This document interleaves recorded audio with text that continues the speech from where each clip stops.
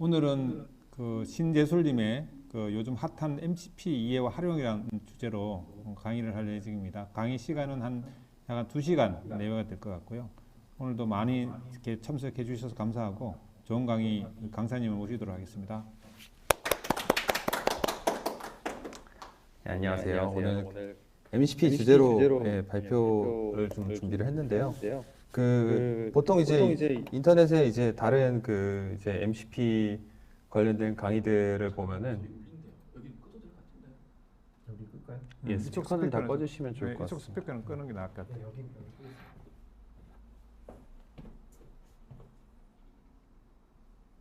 녹화되고 있는 거죠? 네. 예.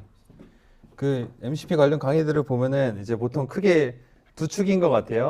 이제 한 축은 이제 MCP를 가지고 어떻게 하면 좀 이제 실생활에 좀 편리하게 사용을 할 수 있을까 하는 쪽이고, 다른 쪽은 이제 그 MCP 그렇게 편리하게 사용하기 위한 서버를 개발하는 그런 두 가지로 많이. 예. 재솔님이 그 마이크를 꺼주셔야 돼요. 네, 됐습니다. 그것 때문에 그렇다. 이쪽 안 껐는데? 됐어요. 예, 이제 예. 들으실 거예요. 아, 이제 됐대요. 예. 오늘 준비한 내용은 이제 MCP 그 자체에 대해서 조금 같이 좀 알아보는 내용으로 좀 준비를 했습니다. 예, 먼저 이제 이 짤방에서 하나 처음 시작을 해보려고 하는데요. Sell me this pen. It has an MCP server. 예, 이런 이제 농담인데, 이제 한 달 전, 2달 전쯤이죠. 한창 MCP가 이렇게 핫해졌을 때가. 그래서 MCP라는 게 나온 거는 작년 11월이었는데 올해 2월 말부터 갑자기 이렇게 핫해지면서 이런 밈이 나올 정도로, 그러니까 이 펜을 나한테 팔아봐라 막 그런 이제 오디션 같은 거죠. 그런 이제 경영 오디션 같은 데서 하니까 이제 이게 MCP 서버 달려 있어요. 예, 이런 농담이 나올 정도로 이제 밈이 되었고, 이제 MCP라는 게 거품이냐 아니면 이게 진정한 뭔가 진짜 엄청난 혁신이냐, 여기에 대해서 많이 또 그 설왕설래가 있었던 것 같습니다.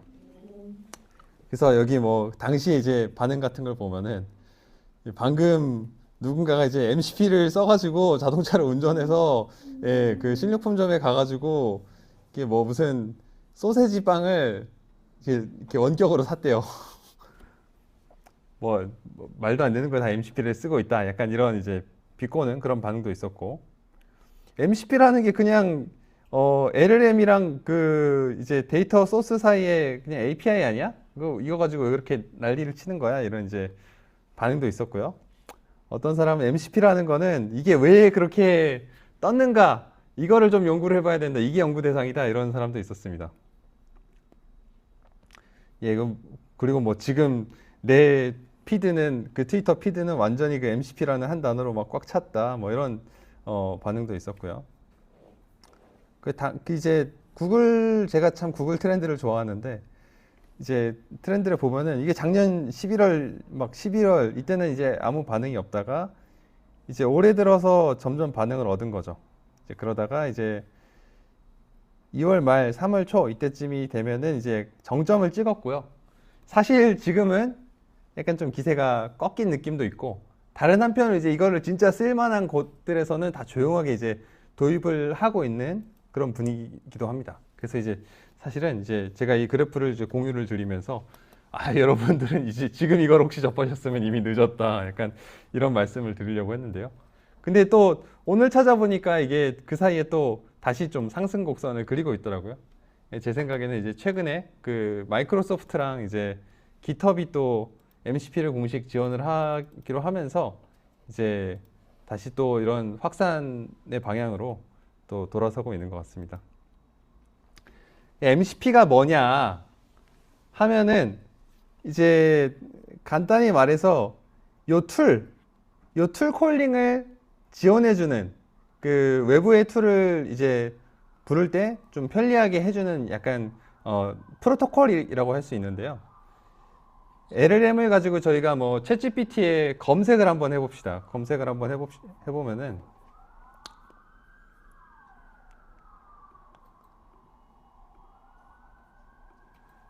오늘 서울 날씨로 물어볼까요? 오늘 서울 날씨는 어때?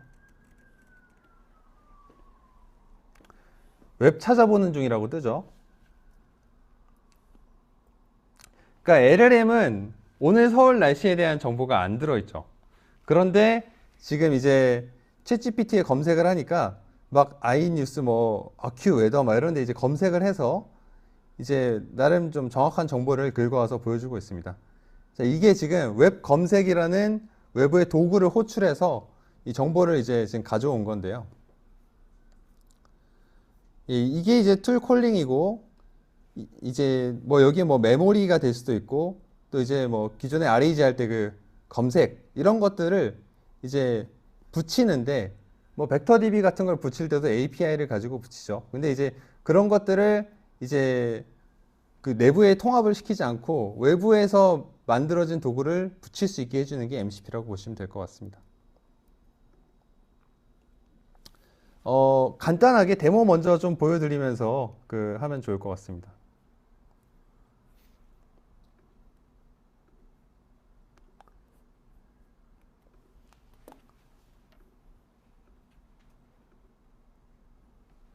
자, MCP와 관련된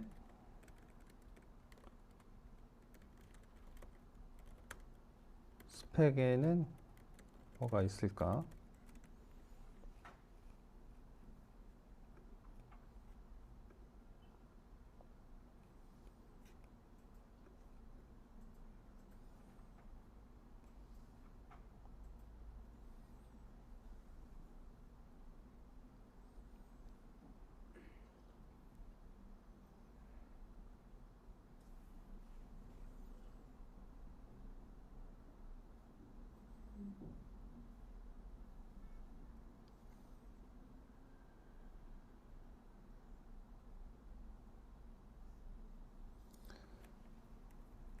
관련된 중요 리스트업 하고 싶어. 아직 MCP 안 나왔습니다. 아직 빌드업 중입니다.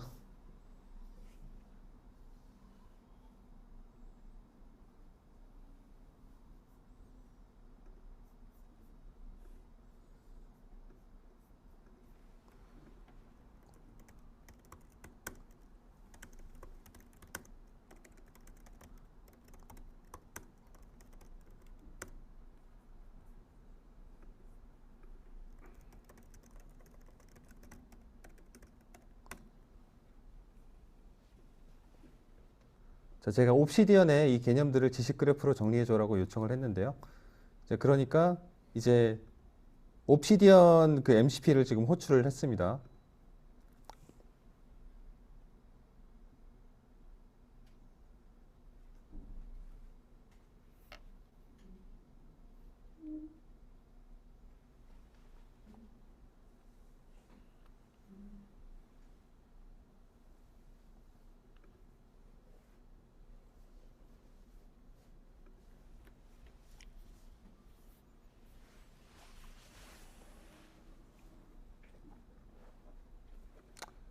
답이 빨리 안 나오네요.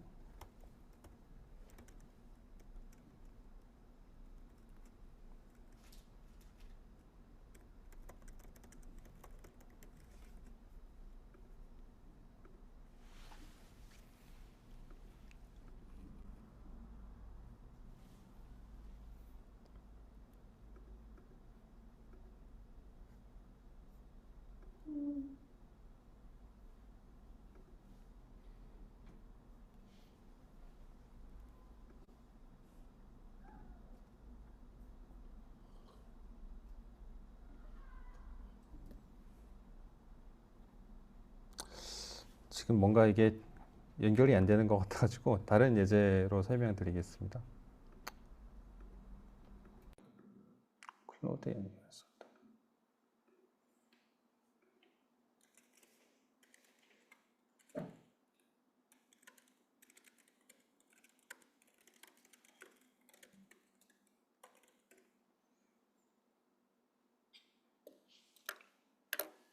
예, 포스트그레스 지금 제가 DB에 이제 MCP를 연결을 해놨는데요.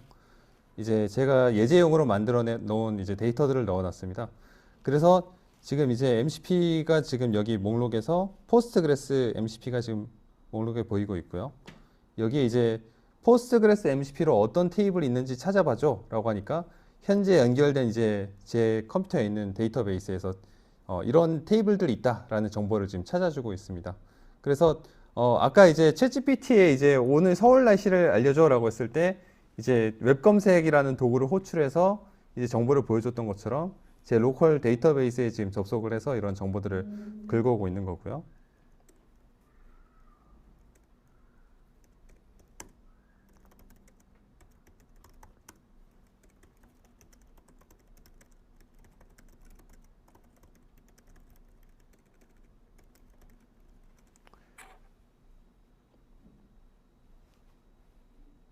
이 정보를 바탕으로 마케팅 분석을 하면 어떤 분석이 가능할까라고 물어봤습니다. 그러니까 이제 이런 어떤 분석을 할지 알려면은 뭐 어떤 테이블들이 있고 어떤 컬럼이 있고 이런 것들을 좀 자세히 봐야겠죠. 그래서 이제 지금 얘가 이제 select table name, column name, data type 이런 식으로 이제 스키마를 조회하는 쿼리를 생성을 해서 날렸습니다. 그래서 이런 분석이 가능하다고 지금 답변을 주고 있네요.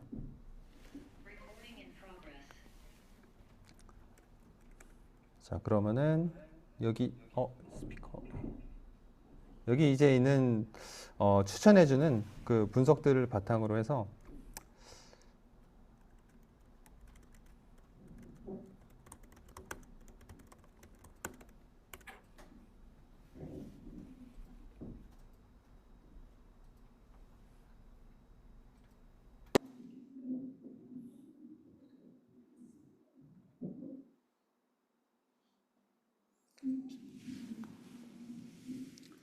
이 생애 가치 분석을 한번 요청을 했습니다. 그랬더니 이제 팬덤 액티비티라는 테이블에서 어떤 활동들이 있는지 조회를 하고 자기가 이제 이런 쿼리를 지금 생성을 해서 쿼리를 날리고 있고요.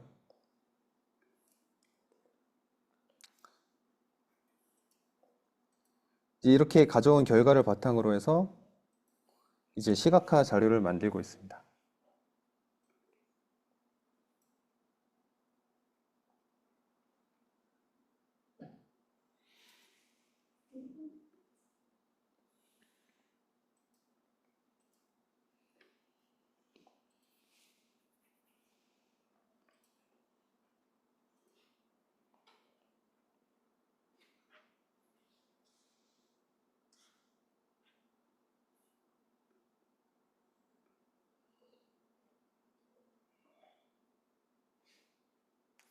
예, 그랬더니 꽤 팬시하게 이렇게 그 테이블에서 뽑아온 정보들을 바탕으로 이렇게 분석 보고서를 만들어주고 있는데요. 여기서 지금 이렇게 예쁘게 만들어준 건 이제 이 클로드에 원래 통합되어 있는 도구고, 그리고 여기 가져온 정보는 제 이제 로컬 PC에 있는 테이블에서 가져온 정보를 좀 바탕으로 한 것이죠. 그래서 지금 MCP를 통해서 이 로컬 DB와 이 클로드의 기능을 연동시켜서 이제 분석을 해봤습니다. 이제 이런 식으로 이제 외부 도구들을 이제 연결해서 일종의 이제 확장을 할 수 있는 것이 이제 MCP라고 할 수 있는데요. 제가 이제 어제 테스트를 했을 땐 잘 됐는데, 어제는 이제 MCP와 관련된 기술 스펙이 뭐가 있을까 이렇게 질문을 해서 답변을 받은 걸 바탕으로 해서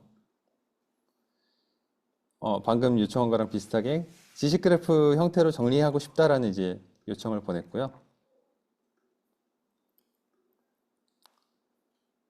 이걸 바탕으로 이제 기다리니까 이렇게 그래프의 형태로 정리된 것을 볼 수 있었습니다. 예, 그래서 지금 MCP가 이제 엔스로픽에서 내놓은 이제 프로토콜이었지만 커서가 이제 MCP를 지원을 하기 시작을 하고 이제 오픈AI도 MCP를 이제 지원하기로 이제 결정을 했습니다. 그래서 뭐 알트만이 이제 MCP 우리 막 지원할 거다라는 얘기하고 있고요. 아직 근데 챗GPT에는 통합이 안 됐죠. 챗GPT는 그 GPTS로 이제 자기가 독자적인 그런 이제 인티그레이션 환경을 좀 구성하려고 하고 있고요. 그 오픈AI의 그 에이전트를 만드는 에이전트 SDK에 MCP를 이제 통합을 할 수 있도록 했습니다. 그리고 이제 API의 그 SDK의 뭐 이런 API의 그 MCP를 툴로 바로 이제 넣을 수 있도록 하는 그런 이제 규격들도 지금 만들어 놨고요. 구글도 이제 MCP를 가지고 이제 같이 가기로 해서 구글에서 그 A2A랑 이제 ADK라는 이제 SDK를 발표를 했죠. 에이전트를 만들기 위한 이제 또 도구 모임인데요.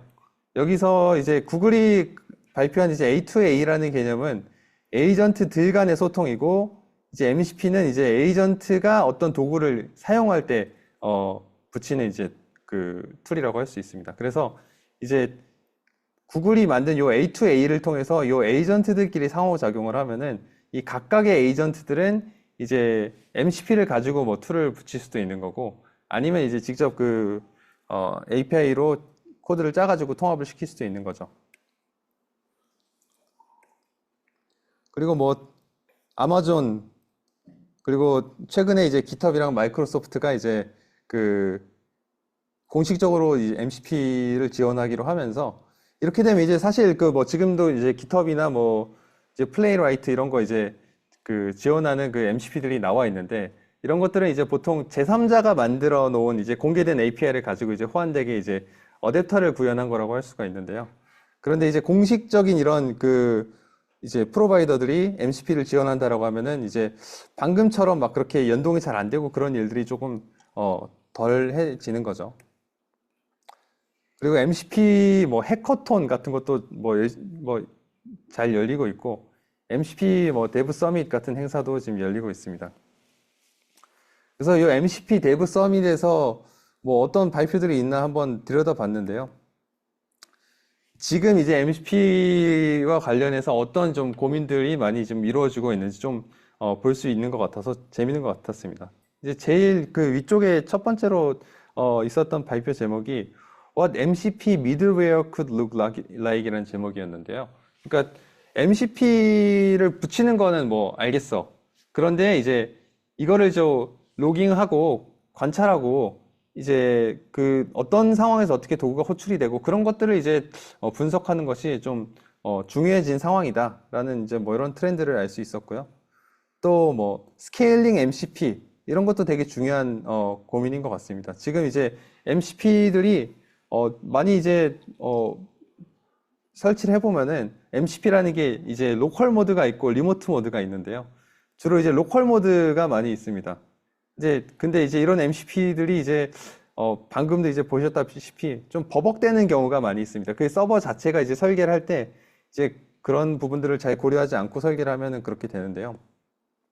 이제 그런 부분에 대한 고민들, 또 이제 멀티 에이전트, 이제 A2A를 써가지고 이제 만들던지, 아니면은 지금 뭐 크루 AI, 뭐 그런 이제 멀티 에이전트 프레임워크에서 MCP를 붙여가지고 재밌는 걸 해보자.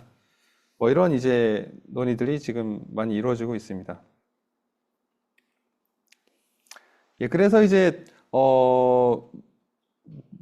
많이들 이제 궁금해 하시는 게, 이 MCP라는 게 그냥 단순히 API를 감싸주는 그냥 단순한 그 래퍼 아니냐. 근데 어떤 사람들은 MCP라는 거 가지고 뭐 되게 모든 게 다 되는 것처럼 말하시는 분들도 있어요. 이건 엄청난 혁명이고, 뭐 그런 것처럼 얘기를 하는데요. 제 생각에는 뭐 MCP가 그렇게 대단한 건 아닐 수도 있지만, 이제 그렇게 의미가 작지는 않다라고 생각이 듭니다. 그러니까 최근에 기사를 여러 가지 접하면서 드는 생각이 몇 가지가 있는데요. 작년에 이제 LLM 뭐 GPT 뭐 이런 게 엄청 이제 사람들한테 이제 보급이 많이 되고, 그럼 이 다음 스텝은 뭐가 될 것이냐? 사람들이 주로 이제 챗GPT나 이제 클로드 같은 서비스에 접속을 해서 이제 서비스를 이용하는 상황에서 이 다음 스텝은 뭐가 될 것이냐에 대해서 다들 고민을 했는데, 통합, 인테그레이션이 되게 답이 될 것이라고 다들 이제 예상은 했어요. 그래서 이제 애플 같은 회사들이 하드웨어도 가지고 있고 소프트웨어도 가지고 있고 하니까, 그리고 자기네 OS까지 가지고 있으니까 그런 인테그레이션을 빨리 하지 않을까라고 생각을 했는데, 정작 이제 애플은 최근에 그 프로젝트가 잘 안 됐다고 막 다 뒤집어 엎었다는 기사가 나왔죠.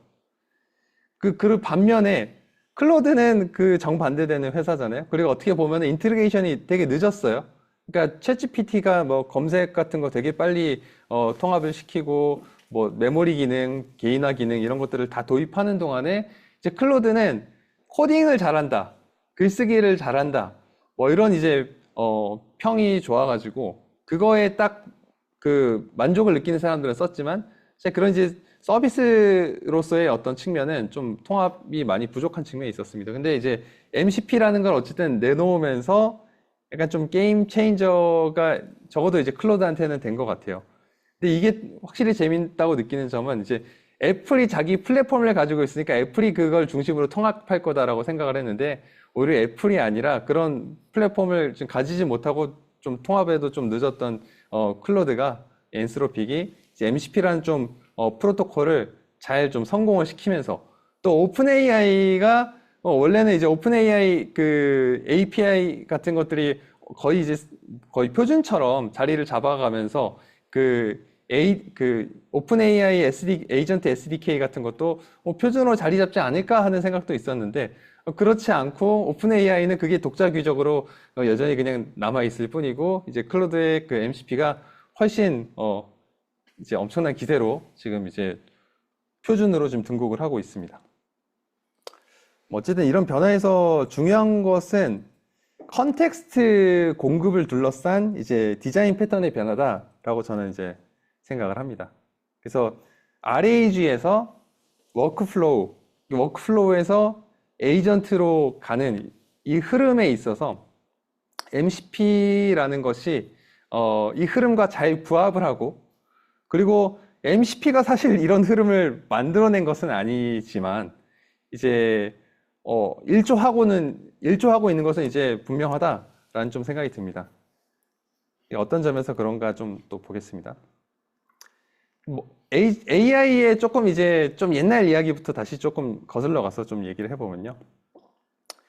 이제 그러니까 기계가 생각할 수 있는가? 뭐 이런 질문이 나왔던 게 뭐 벌써 한 70 몇 년 전이죠. 그리고 이제 몇 년 뒤에 이제 8년 뒤죠. 8년 뒤에 앞으로 컴퓨터가 walk, talk, see, write, reproduce itself 뭐 이런 그리고 의식도 가질 거야 뭐 이런 이제 기대들이 이제 나왔습니다. 그리고 나서 한참 시간이 흘러 이제 지금 LLM이 적어도 사람과 비슷한 수준으로 말을 흉내낼 수 있게 되었고 그 안에 진짜 든 게 무엇인지는 저희가 알 수는 없지만요. 거기에 이제 툴까지 붙이니까 진짜 이제 walk, talk, see, write 하는 이제 상황이 온 거죠. 그래서 이렇게 될 수 있었던 거는 가장 뭐 직접적으로는 이제 트랜스포머 아키텍처와 그리고 그걸 바탕으로 한 이제 디코더 모델을 통한 대규모 그 사전 학습을 통해서 그 언어에 대한 그런 그 능력을 많이 끌어올릴 수 있고 거기에 이제 대화 형태의 이제 그 파인 튜닝을 통해서 사람같이 말을 할 수 있는 그런 이제 모델이 생기게 됐고 이게 이제 사람의 언어를 이해하고 생성할 수 있는 강력한 이제 유사 뇌가 탄생을 하게 된 거죠.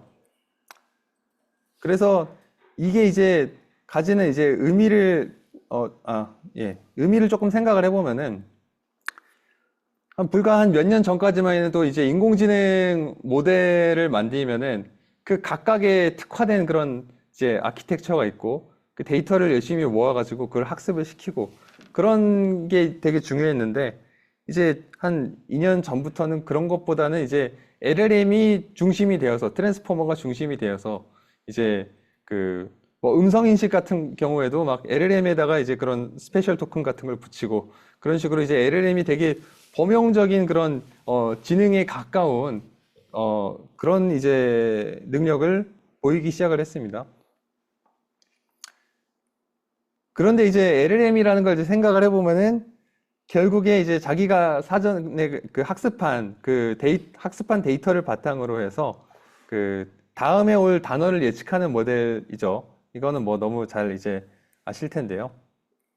그래서 이제 LLM이라는 것은 이제 책만 보고 세상을 배운 이제 아이에 가깝다라고 볼 수 있습니다.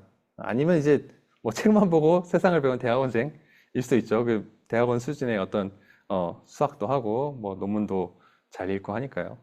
하지만 이제 이론과 지식은 풍부하지만 현실 세계에 대한 경험은 그걸 다 텍스트로 배운 거죠. 그래서 이제 배운 내용을 바탕으로 해서 가장 그럴듯한 말을 만들어내는데 사실과 다른 말을 하기도 하고요. 그리고 이제 책 너머의 세상, 학습 데이터 이후의 시점의 세상은 이제 알지를 못한다. 그러니까 통조림 속의 뇌와 같은 게 지금의 이제 인공지능인 거죠. 그래서 이제 몇 년 전만 해도 조선왕조실록에 기록된 뭐 세종대왕의 맥북 프로 던짐 사건에 대해 알려줘 이런 식으로 물어보면은 막 진짜 뭐 그런 게 있었던 것처럼 얘기를 했습니다.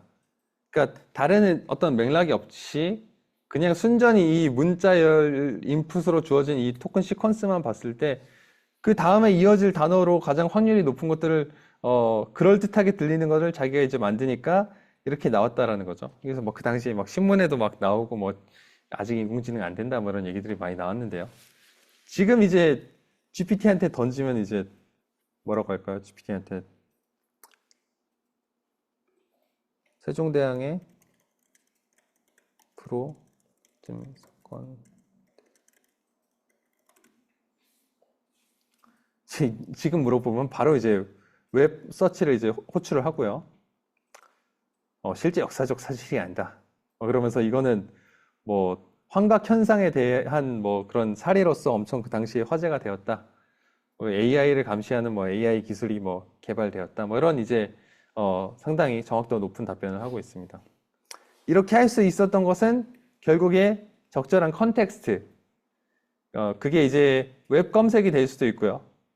방금 제가 보여드렸던 것처럼 데이터베이스가 될 수도 있고, 회사 내에 뭐 PDF나 텍스트, 뭐 한글 파일 등으로 존재하는 그런 파일들일 수도 있고, 이제 벡터 데이터베이스에 이제 유사도 검색을 직접적으로 할 수 있도록 넣어놓은 형태가 될 수도 있겠죠.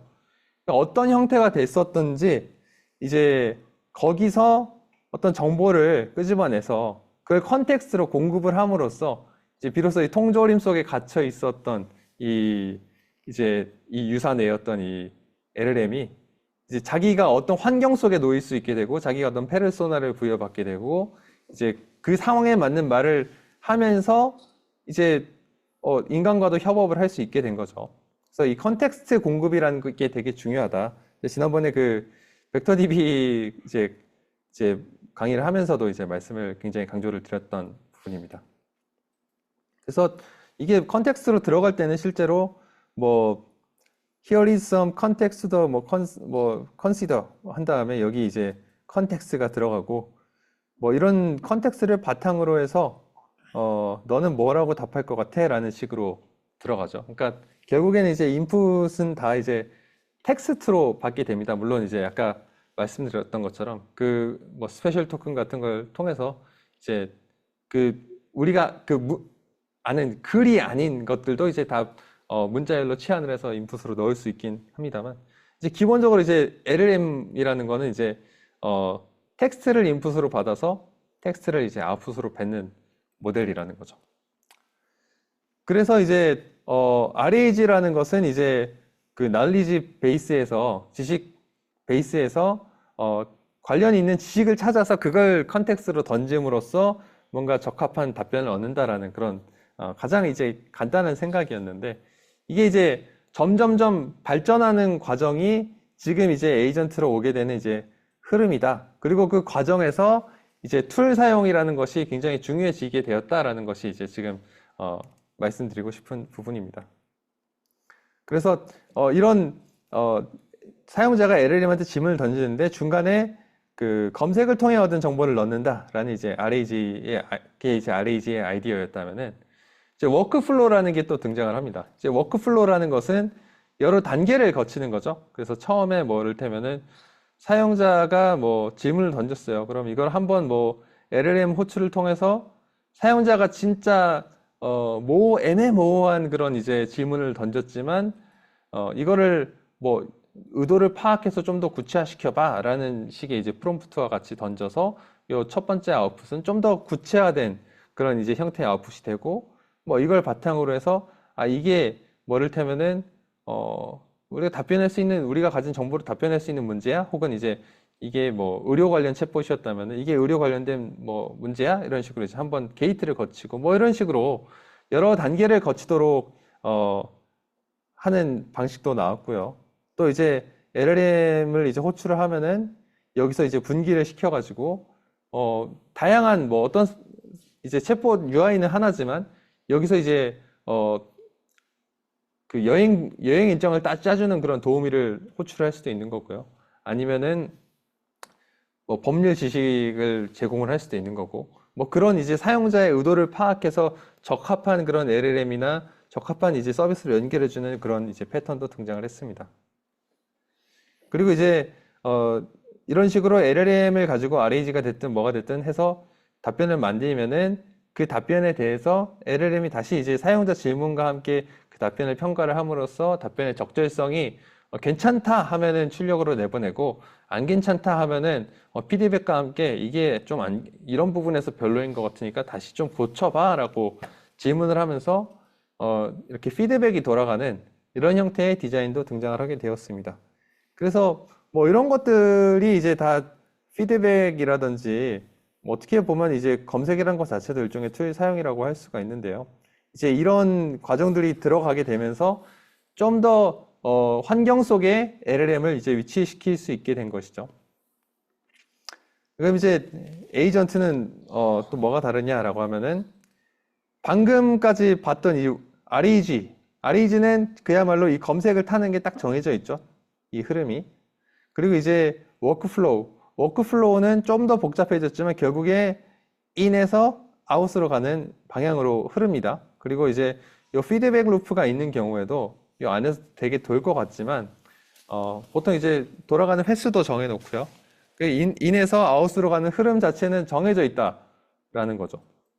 근데 이제 우리가 보통 에이전트라고 하면은 그 어느 정도로 수행을 할 건지, 그리고 우리가 검색을 수행할 건지 말 건지 이런 것들을 미리 단계를 세워가지고 검색을 수행할 만한 질문인지 판단을 해줘라고 한 다음에 거기서 분기, 그 다음에 검색을 수행할 만한 질문이면은 검색기에 들어갔다 온다 실시 뭐 이런 식으로 하는 게 아니라 이제 프롬프트에 너는 이제 굉장히 헬프풀한 어시스턴트인데 이제 사용자의 의도를 파악해서 적합한 계획을 세워줘 라고 하는 방식으로 해서 이제 계획을 세우고 그 계획을 바탕으로 해서 그 계획 속에 이를테면은 검색이 필요한 질문이면 검색을 찍고 온다 뭐 이런 식으로 LLM이 스스로 이제 그 계획을 세우고 거기에 기반해서 툴을 선택을 하고 뭐 이런 자율성을 더 많이 갖춘 이제 에이전트라는 이제 개념과 거기에 부합하는 그 디자인 패턴들이 이제 등장을 하게 되었습니다.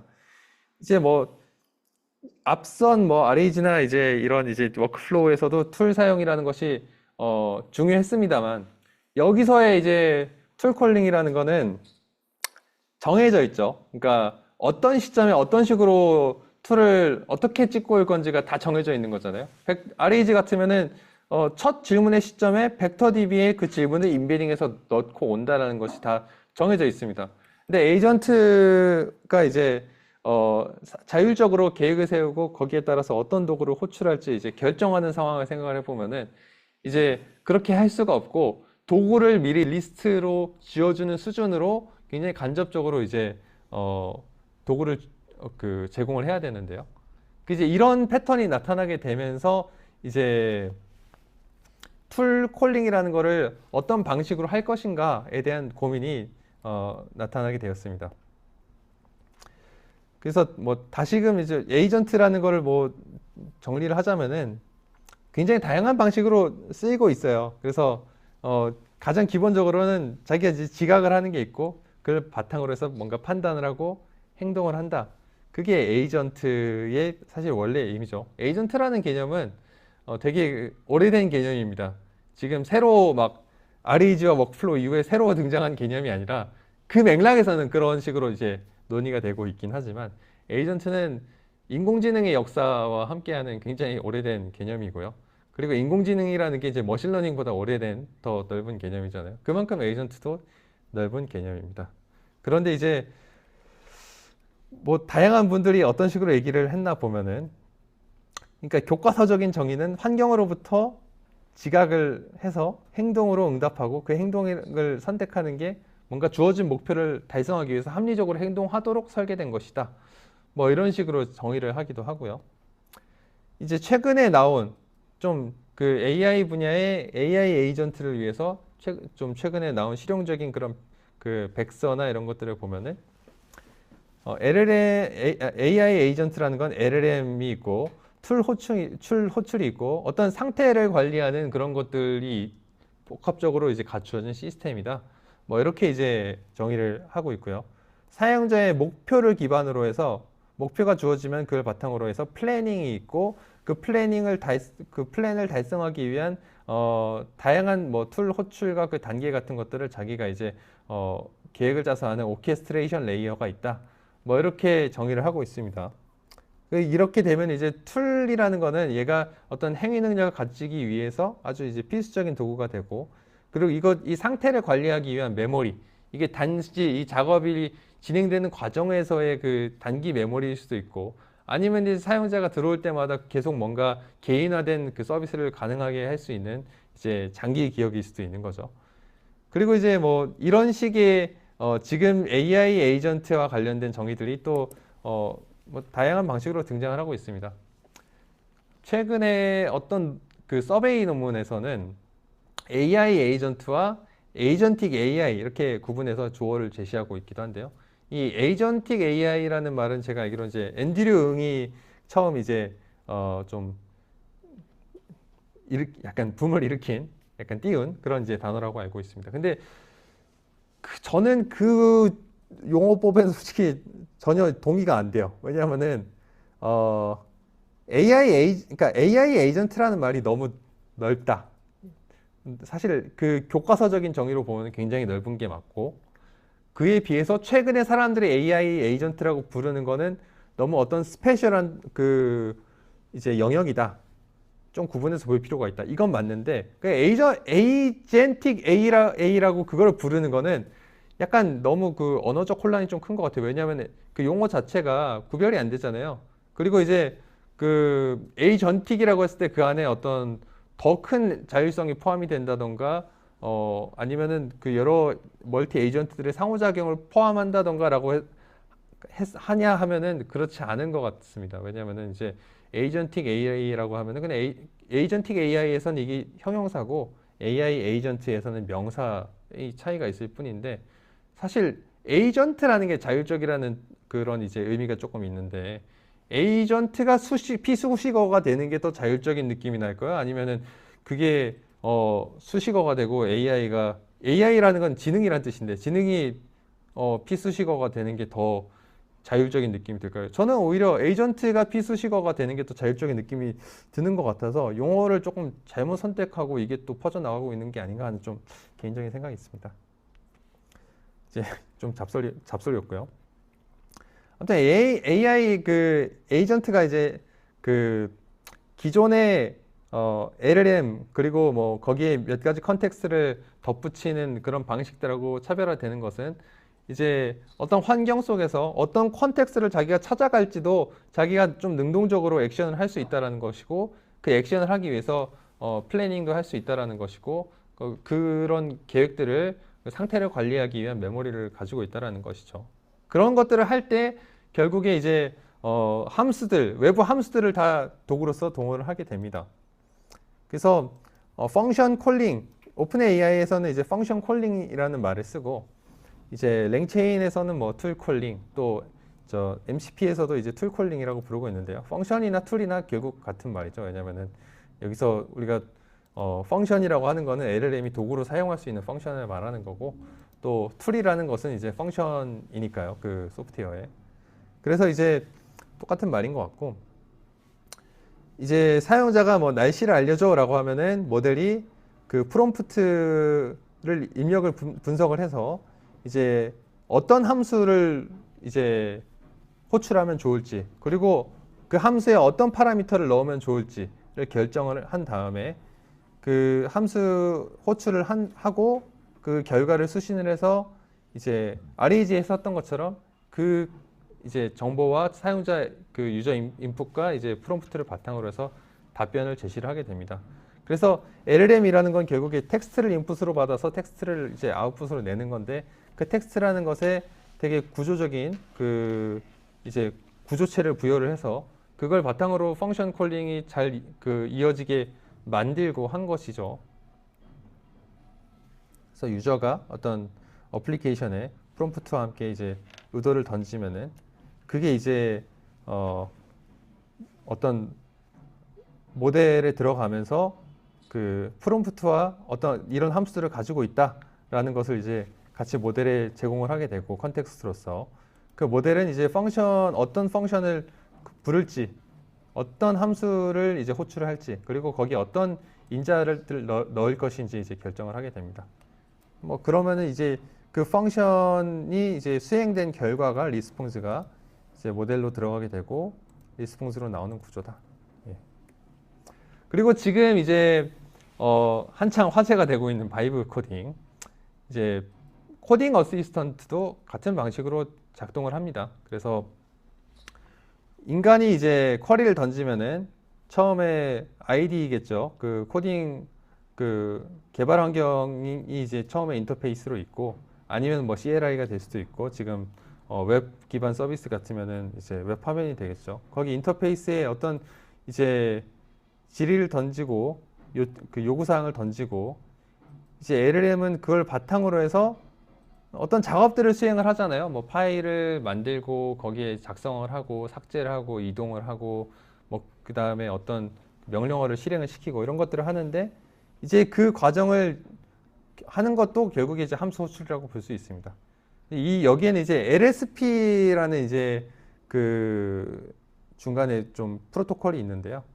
꼭 LSP를 쓴다는 것은 아니지만 이제 이 개발 환경과 그러니까 이 개발을 하는 이 언어들을 다루는 실제 만지는 쪽하고 LLM이 던질 수 있는 어떤 구조체 형태의 그런 그 아웃풋 사이를 이제 중개해 줄 수 있는 게 요 LSP 같은 이제 녀석들이 있습니다. 그래서 이제 MCP가 요 이제 코딩에 있어서의 LSP 같은 역할들을 이제 MCP가 해주는 거죠. 요거 같은 경우에는 이제 펑션 콜링을 이제 평가하는 이제 그 벤치마크인데요. 결국에 이제 LLM이 펑션을 이제 잘 골라서 쓸 수 있다라는 것은 기본적으로는 이제 그 도구로부터 너는 이제 이런 그 도구들을 사용할 수 있어라는 이제 명세를 이제 자연어로 된 디스크립션 같은 것들을 받고 그걸 바탕으로 해서 지금 유저 쿼리나 지금 이제 대화 문맥들을 고려를 하면은 어떤 함수를 호출하는 게 좋을 것 같아라는 것을 이제 모델이 이제 그 텍스트를 기반으로 해서 결정을 하는 것인데 그 결정을 하기 위해서는 결국 구조화된 그런 형태의 코드, 자연어로 학습된 게 원래 LLM인데 그거랑 다른 형태의 이런 것들을 좀 학습을 해줘야 되죠. 그것 자체는 이제 사실 파인 튜닝의 과정이라고 보시면 됩니다. 그래서 처음에 자연어로 학습을 했지만 이제 이런 펑션 콜링을 잘하게 하기 위해서는 이 펑션 콜링을 하는 많은 수많은 예제 같은 것들을 이제 줘가지고 이제 학습을 시키는 것이죠. 그리고 나서 그 어느 정도 그 컴퓨터와 그러니까 코딩할 수 있는 능력이 갖추어지고 나면은 이제 이런 걸 실행했을 때 잘 된다 안 된다 같은 것들을 바탕으로 해서 강화 학습을 또 할 수 있습니다. 예, 여기까지 뭐 되게 일반적인 얘기였고요. 그 다음에 저 MCP 얘기로 조금 더 넘어가도록 하겠습니다.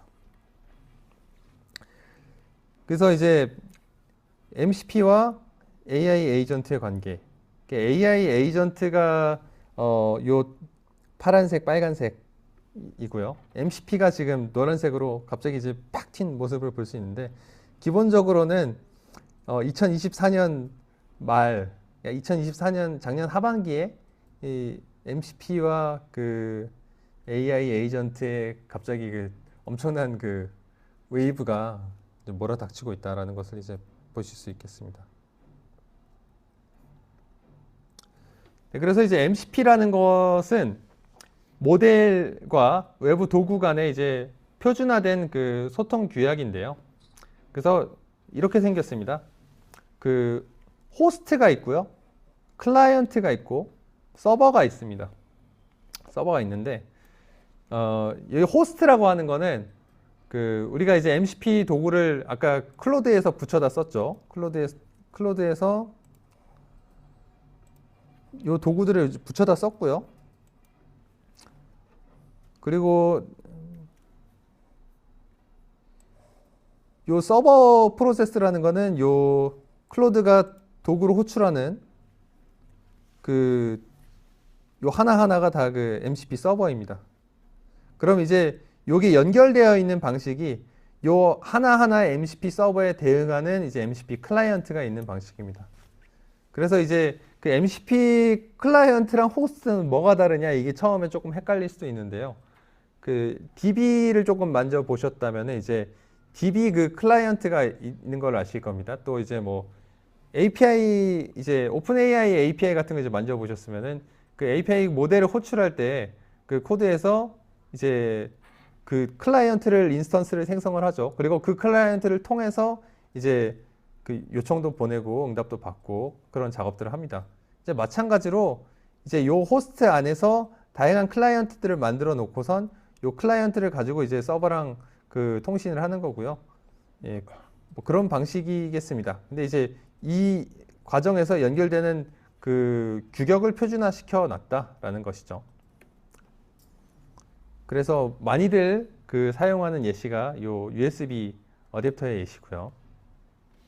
그래서 요 노트북이 그 MCP 호스트고 요 노트북에 꽂혀 있는 요 포트가 MCP. 그래서 그 요새는 그 USB 규격도 C 타입으로 지금 통일이 좀 되고 있죠. 근데 안 그랬을 때는 그 이제 지금도 옛날 잭들이 남아 있어서 되게 불편하게 하잖아요. 통일을 시켜 놔야지 다른 제품들을 만드는 회사들은 우리가 안드로이드용으로 많이 찍어야 될까, 아이폰용으로 많이 찍어야 될까, 그런 고민을 하지 않고 이제 C 타입으로 그 액세서리를 많이 찍어낼 수 있다. 그런 게 이제 MCP의 개념이 되겠습니다. 그래서 뭐 툴 콜링이라는 것 자체는 이제 에이전트를 하는 데 있어서 너무 이제 중요한 개념이고, 그래서 주요 그 에이전트를 만드는 그런 이제 도구들은 비슷한 인터페이스들을 다 만들어 놨습니다. 예, 그래서 랭체인에서도 이제 랭체인 툴 콜링 뭐 이렇게 있고요. 근데 이 툴 인테그레이션을 위해서 이제 각자 그 만들어 놓은 구체적인 그 방식들, 그 이제 뭐 예를 들면 파이썬 그 이제 클라이언트가 됐다 하면 이제 그 파이썬에서 그 독자적인 규격이 있을 거고, 그 안에 들어가 있는 온갖 객체들과 또 그 저수준으로 실제 통신할 때 그 규격들, 이런 것들은 다 다른 건데, 이제 MCP라는 게 들어오면은 그게 그 규격이 똑같아지니까 이제 아이폰용 잭, 뭐 이제 삼성용 잭 이런 게 아니라 다 똑같은 USB-C로 이제 통일이 되는 거죠. 그러면은 이제 휴대폰 액세서리 만드는 그 조그만 그 회사들이 다 액세서리를 만들 수 있다 이겁니다. 자, 그래서 뭐 이게 어떻게 보면은 이 어떤 도구가 붙는다라는 부분을 추상화한 거라고 볼 수도 있고요. 그래서 호스트를 만드는 쪽에서는 그런 통합 같은 걸 신경 쓰지 않고 그런 도구들이 뭐가 들어오든지 잘 붙을 수 있는 호스트를 만들어야겠다라고 생각을 하면서 호스트를 만들면 되는 것이고, 그러니까 그 클로드나 아니면 커서 같은 서비스를 만드는 쪽에서요. 그리고 이제 거기다 붙일 수 있는 다양한 도구를 만드는 입장에서는 이거를 어떻게 하면은 이제 그 잘 붙여가지고 돌아가게 할 수 있을까라는 고민보다는 그냥 이제 자기 도구들을 잘 마련해 놓고선 명세서만 잘 붙여 놓으면은 이제 알아서 그 도구로 그 공급이 될 수 있게 할 수 있다는 것이죠. 뭐 근데 MCP가 뭐 다 맞는 건 아니고요. 사실 아까 그 워크플로우 같은 경우에도 이제 MCP를 사용하라는 것보다는 이제 정형화되어 있으니까 그 돌아가는 게 거기서 이제 직접 API를 꽂아 쓰는 게 나을 수도 있고, 별로 이제 사용하는 도구가 많지 않으면은 이제 그냥 그 API를 짜는 게 낫습니다. 그리고 이제 내가 뭐 하나의 프레임워크만 쓴다라고 하면은 그 프레임워크 안에서 그 제공하는 그 이제 툴 콜링을 위한 그 기능들을 또 사용하는 게 나을 수도 있고요. 뭐 어쨌든 이제 MCP라는 것이 이제 그 서드 파티가 많이 들어올 수 있게 해주고, 그리고 다양한 어쨌든 뭐 서로 완전히 서로 다른 길을 갈 건 아니니까 공통된 그 규격을 만들었으면 좋겠다라고 하는 그런 건 있으니까 거기에 어떤 생태계를 조성하는데 굉장히 중요한 계기가 되고 있다. 이 정도인 것 같습니다. 예, 그래서 개발자 입장에서는 MCP라는 게 한번 MCP 서버를 만들어 놓으면은 어떤 호스트가 됐든지 내가 커서용으로 따로 만들고 이제 클라우드용으로 따로 만들고 그렇게 하지 않아도 된다라는 것이고요. 그리고 이제 사용자 입장에서는 이제 MCP라는 걸 일종의 앱스토어처럼 사용을 할 수 있다는 것이죠. 그러니까 GPT도 GPTS라고 있지만 그거는 이제 API를 자기가 이제 그 공급자 입장에서 붙여가지고 서비스를 해줘야 되는 건데 그걸 이제 사용자들 입장에서 쉽게 그 설치를 할 수 없다면은 조금 좀 쓰기가 어렵겠죠. 그래서 딱 그냥 정해져 있는 것들만 쓰는 거니까 이제 사용자들이 많이 접근하기 어려워하는 것 같기도 하고요. 근데 이제 그 스미더리 같은 그 사이트가 있습니다.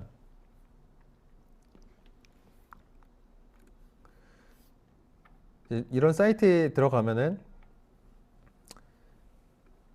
요 MCP를 설치하기 쉽게 뭐 예를 들면 클로드 데스크톱이다 하면은 요 부분을 이제 복사를 해 가셔서 이제 터미널에서 실행을 하면은 설치가 되고요. 뭐 커서에서 한다라고 하면은 뭐 이런 식으로 요 부분을 카피를 해 가셔가지고 터미널에서 실행을 하면은 이제 확장을 설치를 할 수 있습니다. 근데 저는 약간 스미더리를 가지고 하면은 약간 좀 안 될 때도 많아가지고 스미더리보다는 이제 공식 보통 이제 깃허브에 들어가면 보통 요 컨피그 요 제이슨이 있어요. 이렇게 제이슨이라는 게 이렇게 중괄호가 이렇게 둘러쳐져 있는 이런 형태로 되어 있는 그 데이터인데요. 요거를 보통 이제 긁어가서 주로 설치를 합니다. 아무튼 이게 그렇게 어렵지 않고 요것만 이제 넣으면 되는 거니까. 그럼 이제 그 확장 을 설치하듯이 VS 코드에서 뭐 확장을 설치할 때 그냥 그 익스텐션을 눌러가지고 설치를 하죠. 그런 느낌으로 이제 설치를 할 수 있으니까 이제 굉장히 뭐 편리한 측면이 있다. 예. 그래서 MCP의 스펙에 대해서 조금 더 들어가 보도록 하겠습니다.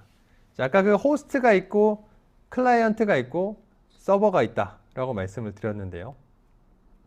그래서 요 어플리케이션 호스트 프로세스라고 이제 떠 있는 요게 하나의 그 서비스고 하나의 그 어플리케이션이라고 보면 됩니다. 그래서 클로드라는 어플리케이션이 이렇게 있으면은 요 클라이언트들은 이제 여러 가지 툴이 붙을 수 있고 요 클라이언트들을 어떤 MCP가 들어오든지 여기 붙을 수 있도록 그 추상화된 그 이제 MCP 클라이언트를 만들어 놓고 요 인스턴스들을 찍어내면 얘네들이 이제 다양한 MCP 서버들이랑 1대1로 붙는 방식으로 되어 있고요.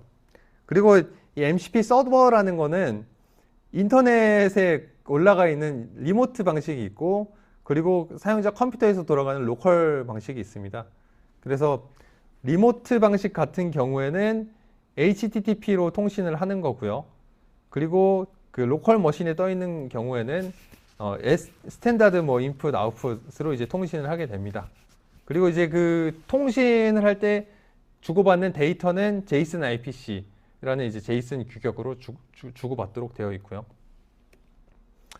그래서 MCP의 설계 사상 같은 게 이제 나와 있습니다. 그 MCP 그 문서에 가면은. 그래서 예, 서버는 쉽게 만들 수 있어야 된다. 그래서 그 Fast MCP를 사용해서 굉장히 쉽게 만들 수 있도록 되어 있고요. 그리고 이제 서버들은 독립적으로 동작을 하면서 이제 클로드 데스크톱 같은 이제 그 호스트에서 쉽게 껐다 켰다 하면서 조합이 될 수 있어야 된다. 그리고 이제 서버는 자기가 받은 요청만 처리를 하는 거지 그 호스트의 대화 같은 걸 뭐 이렇게 입력으로 받지 않는다. 최소한의 정보를 참조한다. 뭐 이런 식의 이제 사고방식을 가지고 만들어졌습니다.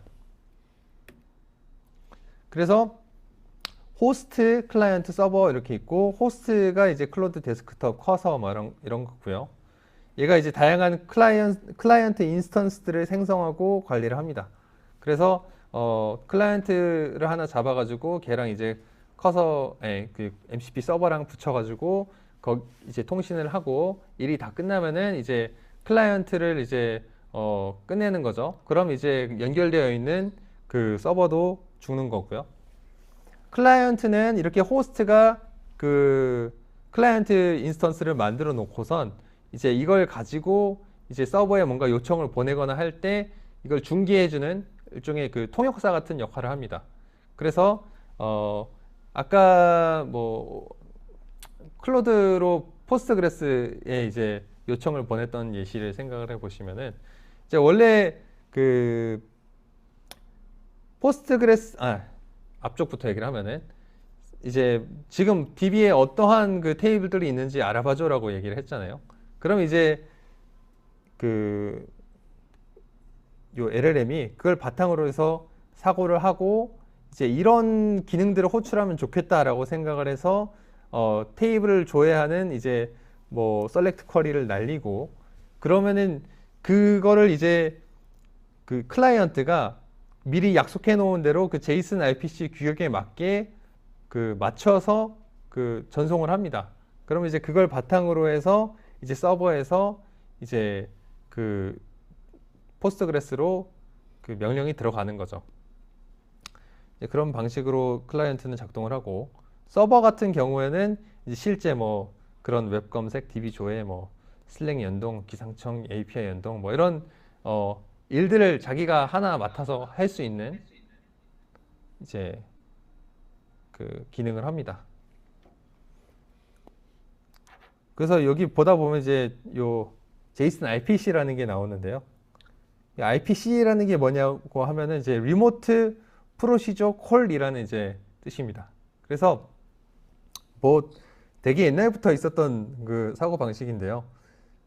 이제 그 이 하나의 그 프로젝트 안에서 이 안에 있는 그 모듈을 호출하는 거, 뭐 자바 프로그램이면 이제 자바 모듈을 이제 호출해서 그 안에 있는 그 메서드를 꺼내서 쓴다든지, 파이썬 프로젝트면은 그 안에서 이제 파이썬 모듈을 이제 임포트를 해서 사용을 하는 건 되게 자연스럽잖아요.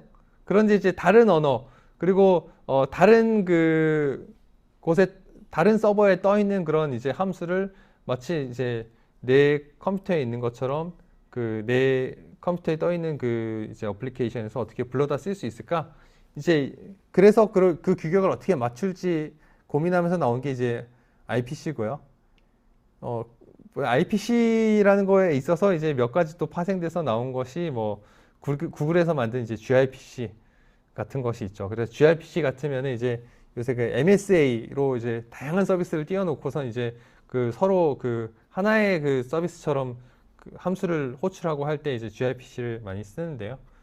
이제 gRPC는 조금 속도가 빠르긴 한데 좀 장벽이 많이 높습니다. 그래서 이제 그런 거 말고 그냥 제이슨으로 소통을 하자라는 정도의 규칙을 정해놓은 게 제이슨 RPC고요. 그 클로드 같은 경우에도 이제 제이슨 RPC 규격을 사용을 하고 있습니다. 그다음에 실제로 그러면은 이거를 호스트를 만약에 개발하려고 하면 어떤 식으로 개발을 해야 되느냐라고 하면은 뭐 이제 여기 MCP 규격에 나온 대로 바닥에서부터 구현할 수도 있고요. 만약에 내가 뭐 랭그래프를 사용을 한다라고 하면은 이제 랭그래프의 그 요 MCP 파이썬 클라이언트를 중계시켜주는 그 어댑터가 있습니다. 이제 그 어댑터를 가지고 이제 개발을 하면은 조금 빨리 이제 할 수가 있는 것이죠.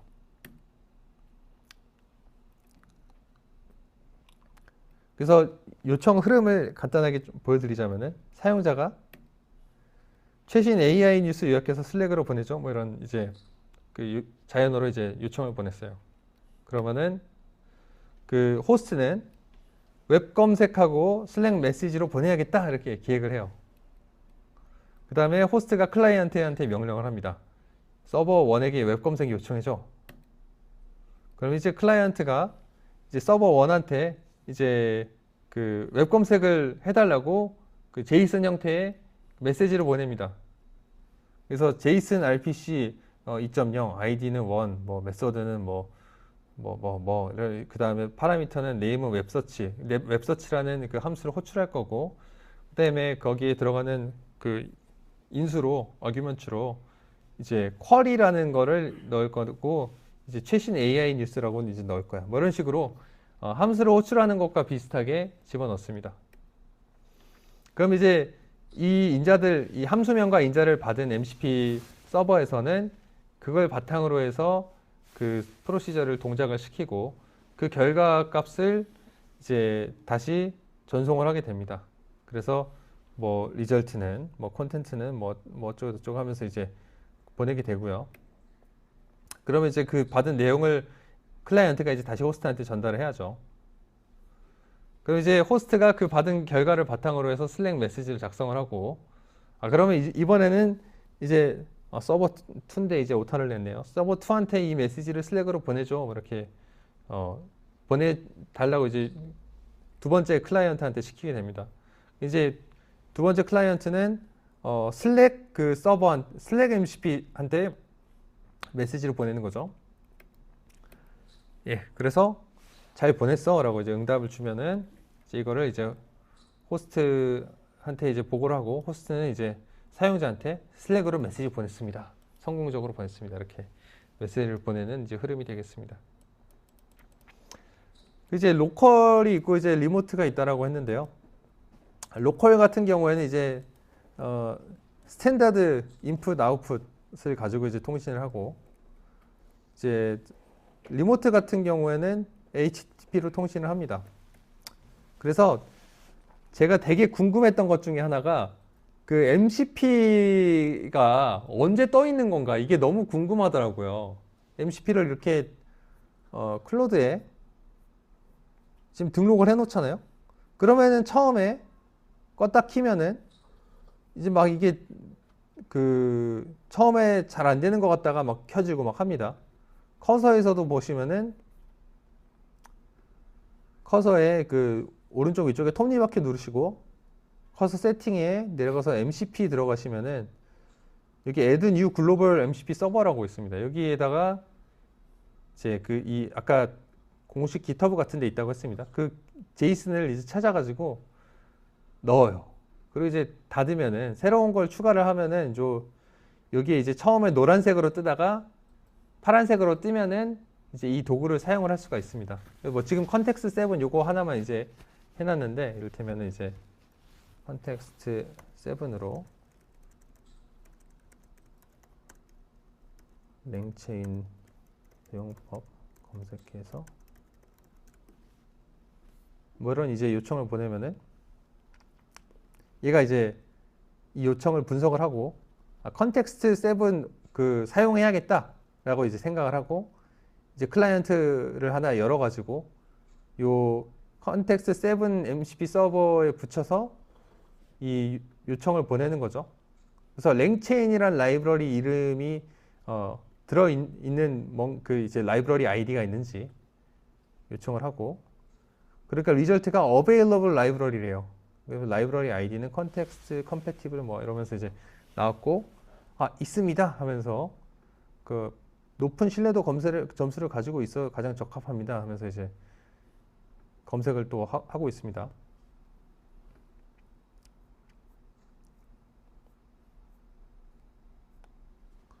자, 그래서 이제 답변을 제공을 하고 있는데요. 이제 그러면은 여기서 궁금해지는 포인트는 그건 거죠. 대체 무슨 일이 일어나는 거지? 이 MCP를 제이슨에다가 넣어놓고 껐는데 그 사이에 그건 무슨 일이 일어나는 걸까? 요거 리프레시 하면 무슨 일이 일어나는 거고, 여기 가끔 빨간색이 되고 죽고 하는 건 왜 그런 걸까? 이제 그게 궁금해지는데요. 그래서 이런 이제 MCP 그 config 파일에 커맨드라고 해서 여기가 이제 npx 되어 있고 args 이렇게 되어 있는 경우에는 다 이제 로컬에서 돌아가는 이제 로컬 MCP라고 보시면 되는데요. MCP 서버. 그건 이제 사실상 그냥 스크립트입니다. 로컬에 있는. 그러니까 만약에 실행기가 파이썬이다. 그리고 이제 그 파이썬이 실행시킬 그 이제 위치가 뭐 땡땡땡땡 뭐 서버.py다라고 하면은 그냥 그 파일을 실행을 시키는 겁니다. 그래서 클라이언트가 그 서브 프로세스로 막 이제 터미널에서 그 프로세스를 여는 것처럼 그 프로세스를 띄우고요. 거기다가 이제 여기 보시면은 호출할 때 들어간 인자들 있죠. 호출할 때 들어간 이런 인자들을 이제 호스트가 자기가 띄워놓은 그 프로세스 안에 집어넣는 겁니다. 그래서 끝나면은 이제 그 프로세스를 닫는 거고요. 그러니까 그 메시지가 처리되는 동안 떠 있는 거죠, 그 프로세스는. 그래서 이제 이름이 MCP 서버니까 마치 이제 그런 웹 서버처럼 계속 떠 있으면서 응답을 막 주기 위해서 리스닝을 하고 있고 뭐 그럴 것처럼 생각이 되기도 하는데 그게 아니고요. HTTP 모드는 그런 식으로 작동하는 게 맞습니다. 그러니까 로컬에 띄워놓더라도 그렇게 HTTP로 띄워놓고 리모트로 이제 그 통신을 하게 설정을 할 수도 있는데, 근데 이제 보통 이제 우리가 그 다운받아가지고 이제 컨피그 파일에 집어넣는 것들은 보통 로컬인데, 그런 것들은 그냥 로컬에 있는 이제 스크립트다라고 보시면 됩니다. 그래서 MCP 클라이언트가 서브 프로세스를 하나 잡고 거기에 이제 그 스탠다드 인 아웃, 이게 원래 이제 뭐 키보드 입력 그 아니면은 저 모니터 출력 이런 거를 이제 주고받을 때 쓰는 그 통로인데요. 거기로 이제 메시지를, 제이슨 메시지를 보냈다 받았다 하는 식으로 이제 통신을 하게 됩니다. 그리고 이제 보낼 때는 그런 식으로 보냈는데, 받을 때는 또 그 서버 센트 이벤트 SSE 방식을 또 사용을 합니다. 근데 이게 최근에 그 3월 26일에 또 업데이트가 돼서요, 스트리머블 HTTP라는 방식을 사용하고 있다고 얘기를 하고 있습니다. 이게 뭐가 다르냐 하면은 뭐 거의 비슷한데요. 거의 비슷하지만 약간의 그 연결의 안전성이라든지 죽었을 때 뭐 다시 재연결한다든지 뭐 그런 것들을 조금 더 그 보강한 프로토콜인 것 같습니다. 그래서 뭐 일반적인 그 서버 센트 이벤트 같은 경우에는 처음에 클라이언트가 이제 그 포트를 열어 놓으면은 거기로 이제 계속 그 HTTP 메시지를 일방적으로 서버에서 쏘는 방식이죠. 근데 그러면은 서로 뭐 지금 잘하고 있어? 잘 받고 있어? 왔다 갔다를 할 수가 없으니까, 그래서 요 스트리머블 HTTP는 처음부터 좀 중간중간에 그런 그 체크를 할 수 있는 양방향으로 서버에서 먼저 요청을 클라이언트 쪽으로 보낼 수도 있는 이제 그런 규격을 좀 만들어 놓은 거라고 보실 수 있겠습니다. 그래서 처음에 어떤 일이 일어나느냐, 그 컨피그 파일을 이제 만들고 닫았을 때 어떤 일이 일어나느냐라고 하면은 그 이니셜라이제이션 과정이 있는데요. 그래서 호스트가 클라이언트를 초기화하고 클라이언트 인스턴스를 만듭니다. 그리고 클라이언트가 서버랑 연결이 돼요. 그리고 서버랑 세션을 시작을 하고 자기가 지원하는 기능에 대해서 알려주세요, 자기소개해 주세요 라고 이제 서버한테 요청을 보냅니다. 그러면 서버는 저는 그 여러 가지 그 라이브러리들의 그 공식 문서를 가지고 있는 컨텍스트 7이라는 그 MCP입니다. 저는 뭐 이런 함수들을 가지고 있어요 라고 자기소개서를 보내요. 그러면은 이제 그걸 바탕으로 해서 그럼 우리 앞으로 공식 문서 찾을 일이 있으면은 그 당신한테 물어볼게요 이런 식으로 이제 약속을 하고요. 그럼 이제 클라이언트가 호스트한테 가서 공식 문서 많이 가지고 있는 컨텍스트 7이라는 친구가 있대요 라고 이제 알려줍니다.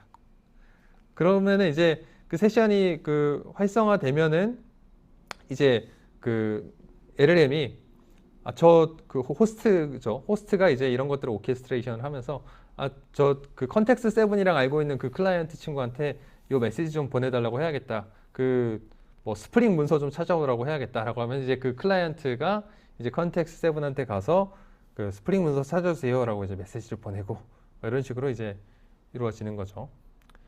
그리고 중간중간에 아까 말씀드렸던 것처럼 역방향 요청.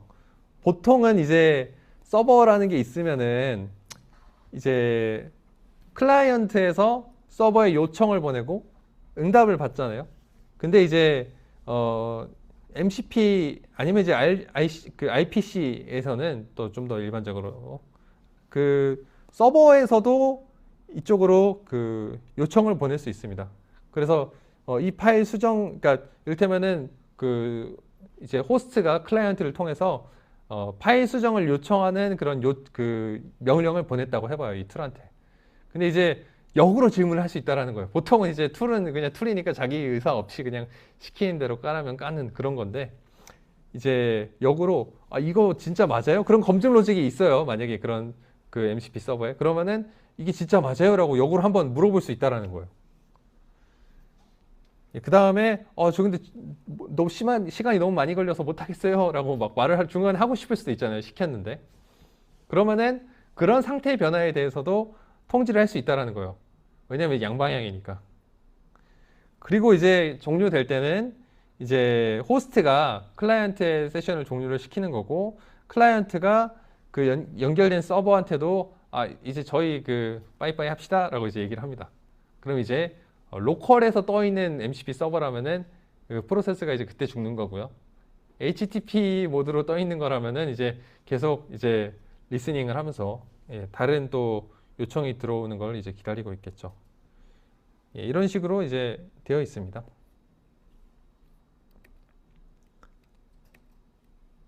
그래서 뭐 이걸 바탕으로 해서 또 개발을 하실 때는 이제 이런 그 자료들을 또 참고를 하시면 좋을 것 같은데요. 제가 PDF 파일을 이제 올려드릴 테니까 이제 참고를 해주시면 될 것 같습니다. 그래서 오피셜 그 파이썬 SDK가 있고요. 이제 이쪽은 이제 호스트 개발할 때나 조금 필요하겠죠. 이제 호스트를 개발할 일은 많지 않겠지만, 근데 이제 제가 오전에 그 커서를 가지고 막 호스트를 조금 짜보려고 막 좀 해봤었는데, 호스트를 한번 짜보는 걸 추천을 드립니다. 호스트를 짜면 이제 MCP가 어떻게 돌아가는구나 좀 이해가 더 잘 되는 측면이 있고요. 그리고 이제 서버 개발하는 거는 좀 더 쉽죠. 서버 개발할 때는 요 fast MCP라는 거 이제 사용을 하시면은 좀 쉽습니다. 그래서 뭐 문서들에 그 사용하는 방식들도 잘 나와 있기 때문에, 어디 유튜브가 너무 많아요. 요새 강의가 너무 많아요. 강의 보지 마시고 공식 문서 요거 보고 따라 하시는 게 낫습니다. 그래서 fast MCP, import fast MCP 하고, 이제 이거는 데모라는 이름의 MCP 서버야 딱 해주고, 그 다음에 MCP.2를 붙여가지고 이 도구를 이제 그 호스트한테 제공할 수 있는 도구로서 여기 이제 선언을 해 두는 겁니다. 그 다음에 이 안에 이렇게 땡땡땡 땡땡땡 해가지고 문자열이 들어가죠. 이거는 이제 그 프로그램이 동작하는 데는 아무 영향이 안 미치지만, 이게 독스트링이라 그래가지고 이제 이거를 그 LSP, 그러니까 그 이런 ID라든지 아니면은 요 MCP와 관련된 지금 요 구현체들 같은 경우에는 요 독스트링을 다 먹습니다. 요런 것들을 다 알아봅니다. 그래서 요걸 바탕으로 해서 이제 이니셜라이제이션 과정이 이루어지고, 그래서 호스트에 이런 도구가 있다. add to number 해주는 이제 덧셈 해주는 그런 도구래요 라고 이제 알려주는 겁니다. 이제 그런 식으로 등록이 돼 있으면은 나중에 이제 LLM이 판단을 해서 지금 덧셈 할 거니까 얘 한번 써볼까 라고 해서 호출을 할 수도 있게 되는 거죠. 이제 만약에 정말 이거를 꼭 쓰게 하고 싶어요. 그러니까 덧셈하는 그 도구라고 등록해놨는데 이제 호스트가 선택을 안 할 수도 있겠죠. 자율적인 에이전트니까. 뭐 그런 거를 이제 프롬프트로 제어를 하면서 이제 동작 같은 것들을 이제 유도해야 되는 것 같습니다. 그리고 이제 랭체인 MCP 어댑터는 아까 이제 소개를 드렸는데, 이제 지금 뭐 이제 랑그래프를 에이전트 만들 때 또 많이 쓰고 있기 때문에 랑그래프에도 이제 호환이 되는 어댑터입니다. 그래서 이제 요 랭체인 MCP 어댑터를 사용을 하면은 아까 클라이언트 같은 걸 만들 때 좀 편리하게 그래도 구현을 할 수가 있습니다. 요 어댑터를 바탕으로 해서. 그래서 뭐 from langchain mcp adapter.tools에서 import load mcp tools 같은 걸 이제 사용을 해서 이제 구현을 할 수가 있고요.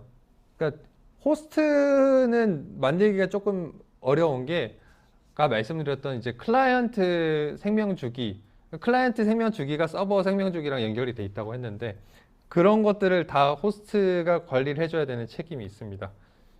그래서 조금 까다롭지만 이제 좀 재밌는 것 같습니다.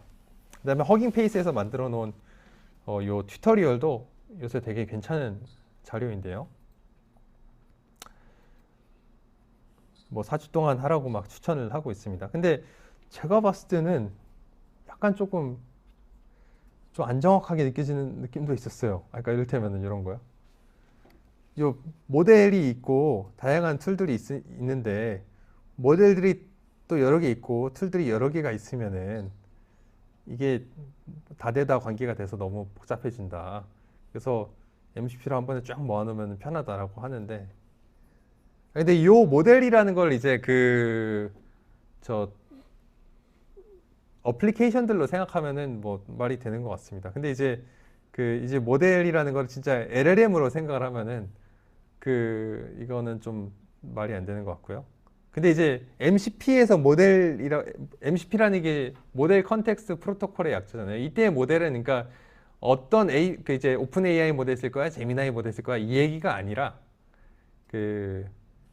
어떤 LLM 혹은 에이전트, 호스트를 이제 약간 모델이라는 이름으로 부르는 개념이다. 약간 그렇게 생각을 하는 게 맞는 것 같습니다. 어떤 모델을, 그러니까 LLM 모델을 어떤 걸 쓸 거냐 하는 거는 그 API를 공급하는 쪽에서 이제 추상화 계층을 하나 껴가지고 그쪽에서 해결할 문제죠. 그 다음에 요 튜토리얼도 재밌는데요. 또 A2A랑 같이 한 번에 또 같이 MCP를 붙여가지고 돌아볼 수 있는 튜토리얼이라서 이것도 이제 관심이 있으시면 한 2시간 정도 쭉 따라가면서 해보시는 걸 또 추천드립니다. 여기까지 MCP에 대해서 MCP가 밝히고 있는 본인의 정체에 대해서 대강 이제 설명을 들은 것 같고 같이 이제 봤고요.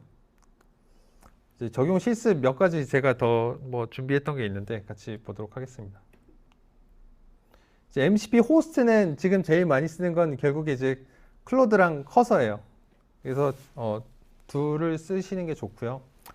커서 같은 경우에는 커서에 MCP를 붙여서 지금 확장 기능으로 사용을 할 수가 있습니다. 제가 아까 컨텍스트 7 사용하는 걸 보여드렸는데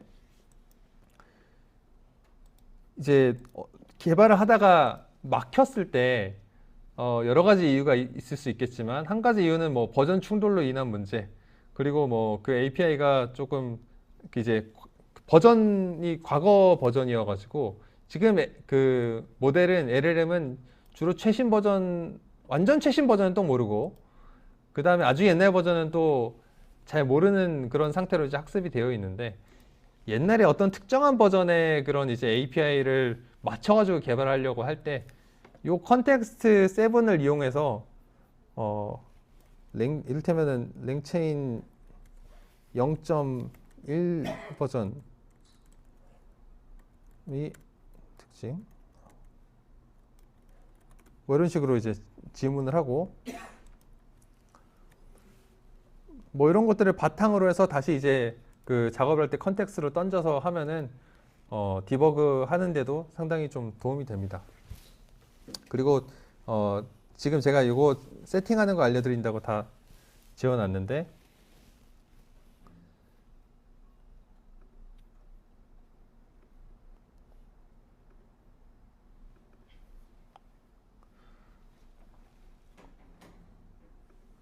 일단 뭐 시퀀셜 띵킹 이런 것도 이제 도움이 좀 될 수 있습니다. 그러면 이런 걸 추가를 할 때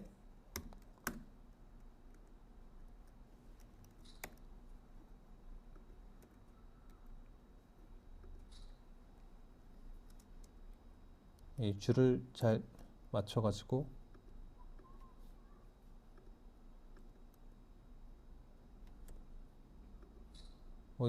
이거 괄호만 맞으면 되긴 하는데요. 예, 이렇게 넣어 놓고 저장하고 끄시면은 처음에 이게 주황색인지 노란색인지 뜹니다. 금색인지. 그걸 기다리면은 파란색으로 떴죠. 이 과정이 뭐라고 했죠, 아까? 예, 이게 이니셜라이제이션 과정이고요. 이 과정에서 일어나는 일이 뭐냐 하면은 여기에 있는 MCP 서버가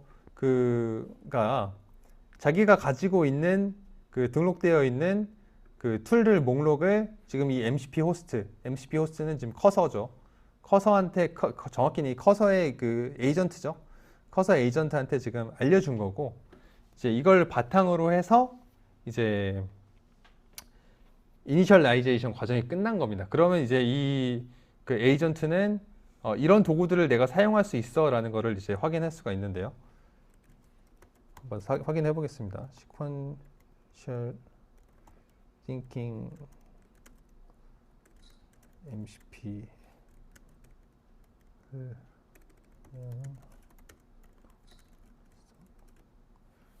여기 기본적으로 툴이 뜨긴 하는데요. 근데 이거 이름만 봐선 뭔지 모르잖아요. 그럼 이제 물어보는 겁니다. 직접 그 에이전트한테.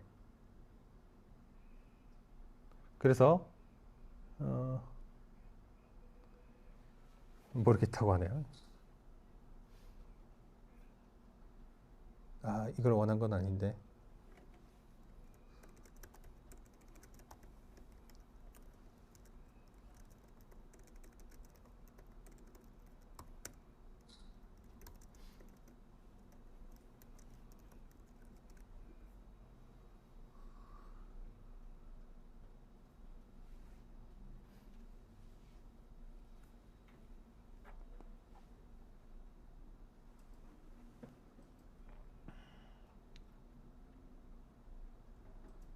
뭔가 지금 프로젝트 파일들을 다 뒤지고 있네요. 아, 요 뭐 그냥 지금 나온 김에 시퀀셜 띵킹 소개를 드리자면은 이거 꺼버리고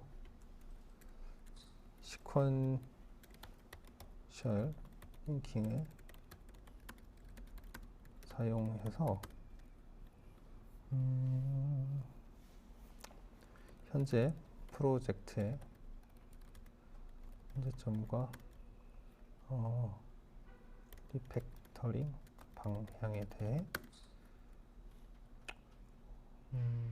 제안해줘.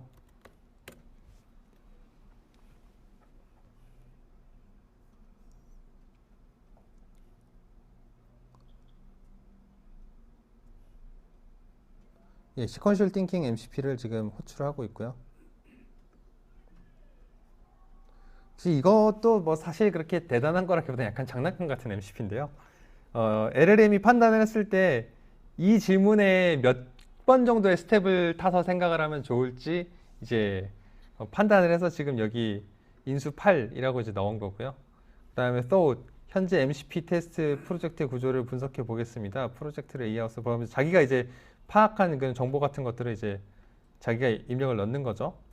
그럼 이제 MCP 툴이 강제적으로 8번 호출하면서 사고를 좀 정리하도록 지금 이제 하는 거죠. 그래서 토탈 히스토리 뭐 랭스 뭐 이런 식으로 나오고 넥스트 니디드 트루 나오고 뭐 이 사고 과정이 다 끝나면은 이게 폴즈로 나오고 사고가 끝났다. 그다음에 그러면 이제 그동안 사고를 한 걸 바탕으로 해서 이렇게 결론을 좀 도출하겠죠. 사실 이거 이 시퀀셜 띵킹은 그냥 잔 도구 느낌입니다. 왜냐하면은 프롬프트로도 충분히 해결할 수 있는 부분이기 때문에.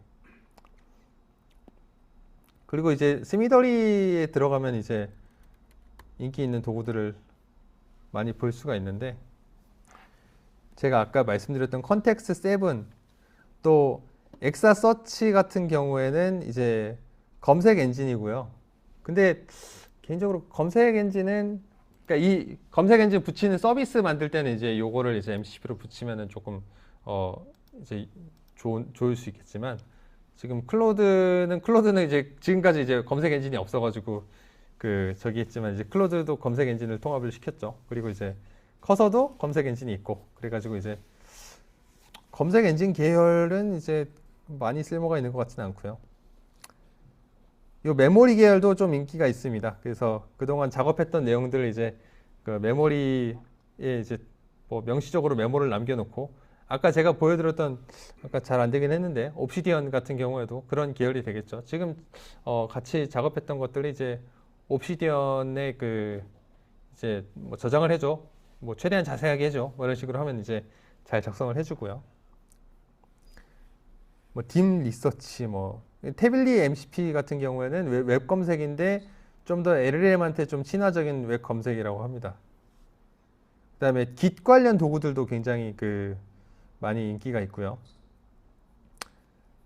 그리고 이제 이런 종류의 레포지토리랄까 이런 거를 모아놓은 곳이 굉장히 많습니다. 가령 뭐 어우썸이라고 치면 왠지 거의 웬만한 건 다 있더라고요. 어우썸 MCP 서버스라고 치면은 이게 또 웃긴 게 누군가 만들어 놓은 이런 GitHub이 두 개가 있어요. 다른 사람이 만들어 놓은 게. 또 Awesome MCP Servers라는 또 사이트가 있습니다. 이런 데 들어가서 쓸만한 게 있나. 근데 아직 제가 봤을 땐 좀 잔잔바리 이런 게 너무 좀 많은 느낌이 들고요. 그 저기 태스크마스터는 좋다고 평가가 좀 많이 있더라고요. 태스크마스터 MCP. 태스크마스터 MCP 같은 경우에는 작업 이게 데모가 어디 있는데?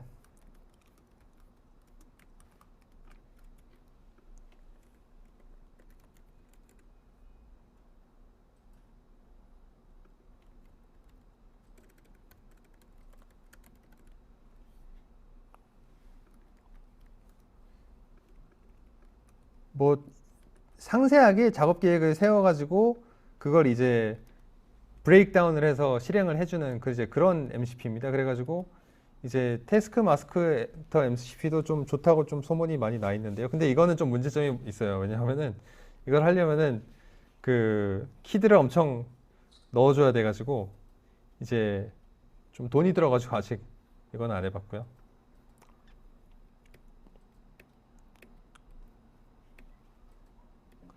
그 다음에 여기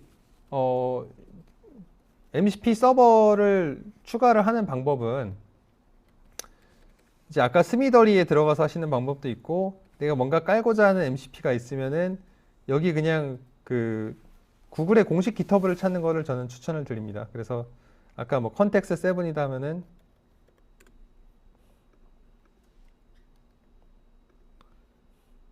보통 이제 공식 GitHub에 자기네가 이제 설정하기 좋은 이제 그 config.json 파일을 이제 올려놓고요. 그러면 요 부분에 이게 처음에 하나만 있을 때는 그냥 통째로 붙여 넣으면 되고, 여러 개가 있을 때는 요 부분을 딱 이렇게 복사를 해서 그 위치에 이제 붙여 넣으시면 됩니다. 그리고 이제 만약에 했는데 잘 안 될 때가 있어요. 그러면은 몇 가지 해결 방법이 있는데, 한 가지는 요 커맨드에 저 npx 대신에 그 npx가 설치된 절대 경로를 풀 경로를 뭐 써준다든지 하는 이제 방법이 있습니다. 근데 이제 npx가 아예 설치가 안 돼 있을 수도 있죠. 이제 그러면은 보통 이제 로컬 MCP 서버들이 다 이제 그 npx로 많이 그 구동이 되는데요. 위치 npx 대시 버전 했을 때 이게 뜨면은 그럼 이 문제는 아닌 거고, 이제 안 뜨면은 그러면은 이제 이거 설치를 해야 되는구나. 그래서 설치를 해주시면 됩니다. 그래서 맥북 같은 경우에는 그냥 브루 인스톨 해가지고 이제 설치를 하시고, 이제 리눅스 같은 경우에도 브루 인스톨 뭐 노드 해가지고 설치를 하시면 됩니다. 이제 윈도우 같은 경우에는 이제 그 node.js 이제 검색을 하셔가지고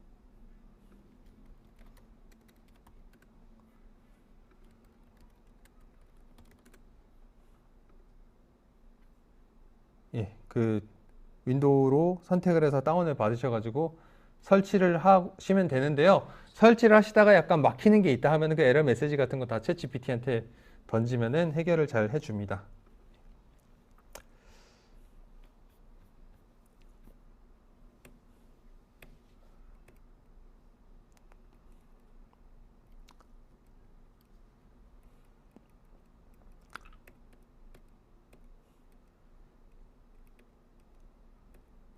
지금 이거는 이제 에이블톤 그 MCP인데요.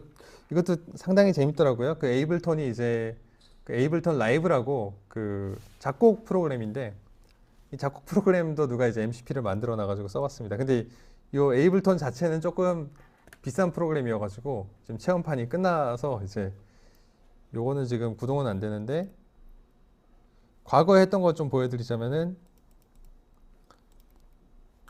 이제 에이블톤에서 유령 같은 분위기의 사운드 트랙을 만들어 주세요 뭐 하면서 구체적으로 뭐라 이제 프롬프트를 입력을 했어요. 그랬더니 얘가 이제 조작을 하면서 이제 작곡을 해주는 거죠. 근데 이제 뭐 이게 돌아가는 게 재밌긴 한데 그렇게 썩 만족스럽게 또 되지는 않는 것 같습니다. 그 피그마 같은 경우에도 이제 피그마 MCP가 이제 플러그인이 있어가지고 그걸로 이제 조작을 할 수가 있긴 한데, 근데 클로드에 물려서 사용을 했을 때 계속 한 번에 그 대화에 사용할 수 있는 그 토큰 사용량이나 뭐 그 툴콜의 제한이 있거든요. 그게 제한량이 딱 막히면서 사람이 하는 것보다도 뭐막 엄청 편리하다라는 수준의 그 작업이 되지는 않더라고요. 그래서 그런 것들을 이제 해결하려면은 지금 이제 그냥 클로드나 뭐 커서 같은 데 꽂아서 사용하는 수준보다 되게 동시에 병렬적으로 비동기적으로 뭔가 작업을 할 수 있도록 뭐 처리를 한다든지 뭐 그런 방식으로 해야 될 것 같고, 그렇게 하려면은 이제 뭐 결국에 누군가 그렇게 만들어서 제공을 할 거라고 생각이 들긴 하는데요. 이제 호스트를 새로 개발을 해야 되는 거죠. 지금 클로드나 이제 커서처럼 잘 만들어진 호스트뿐만 아니라. 예, 마지막으로 모니터링의 중요성 얘기 드리면서 좀 마무리하려고 합니다. 이제 분명히 이제 MCP가 이제 편리한 측면도 있고 이제 기존에 못하던 기능들을 이제 붙여서 쓸 수 있다는 점에서는 좋긴 한데, 약간 보안 이슈도 있고 그런 부분들을 이제 고려해야 될 점이 있습니다. 그래서 이건 이제 몇 가지 해결책이 있는데요. 한 가지는 이제 간단한 기능 같은 걸 사용하는 거라면은 로컬 PC에 직접 다운을 받아 쓰는 것보다 이제 도커 위에 올려가지고 사용을 하면은 이제 그런 문제 같은 것들을 조금 예방할 수 있고요. 그리고 이제 어떤 식으로 동작하는지 알기 위해서는 결국에 이제 잘 모니터링을 하는 게 필요합니다. 그래서 이거 같은 경우는 아까 처음에 보여드렸던 뭐 MCP 해커톤 같은 거 있다라고 했을 때 거기서 어떤 분이 만들어서 올려놨던 건데요. 뭐 이런 식으로 자기가 이제 구현하신 분들도 있고, 만약에 이런 식으로 이제 로깅을 잘 해놨으면은 이제 피닉스라고 요 에이전트 동작을 또 이제 모니터링하는 도구 같은 것들도 있습니다. 그래서 호스트의 그런 로깅을 잘 이제 물려놓고선 어떤 식으로 이제 툴 콜링이 일어나고 어떤 이제 리소스에 접근하려고 했는지를 이제 좀 보시는 게 필요합니다. 예, 이 정도에서 이제 마치겠고요. 질문이 많이 좀 더 들어와 있는 것 같아서 확인해 보겠습니다. 네, 메이크나 M8N 자동화 도구 이용할 때는 이제 이메일 뭐 보내주는 일을 하는데 MCP 도구, 예, MCP 도구 중에서 이제 구글 이메일 이런 것들은 어차피 API가 다 공개가 되어 있잖아요. 그래서 그걸 이제 MCP로 당연히 이제 서버가 있는데요. 뭐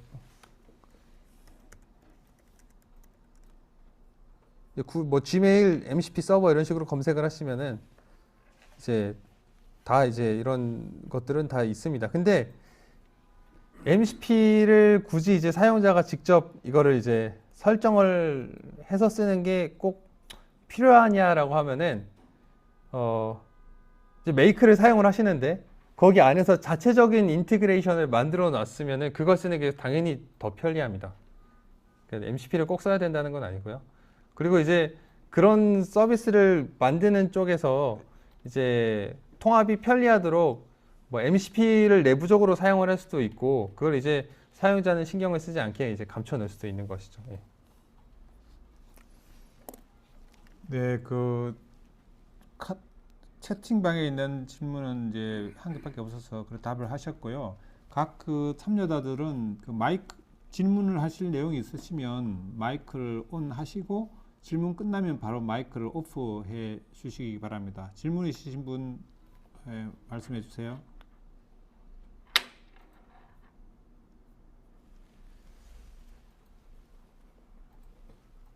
배설님, 강수문데요. 거기 채팅창에 뭐 남겼으니까 보시고 배설님한테 한번 보세요.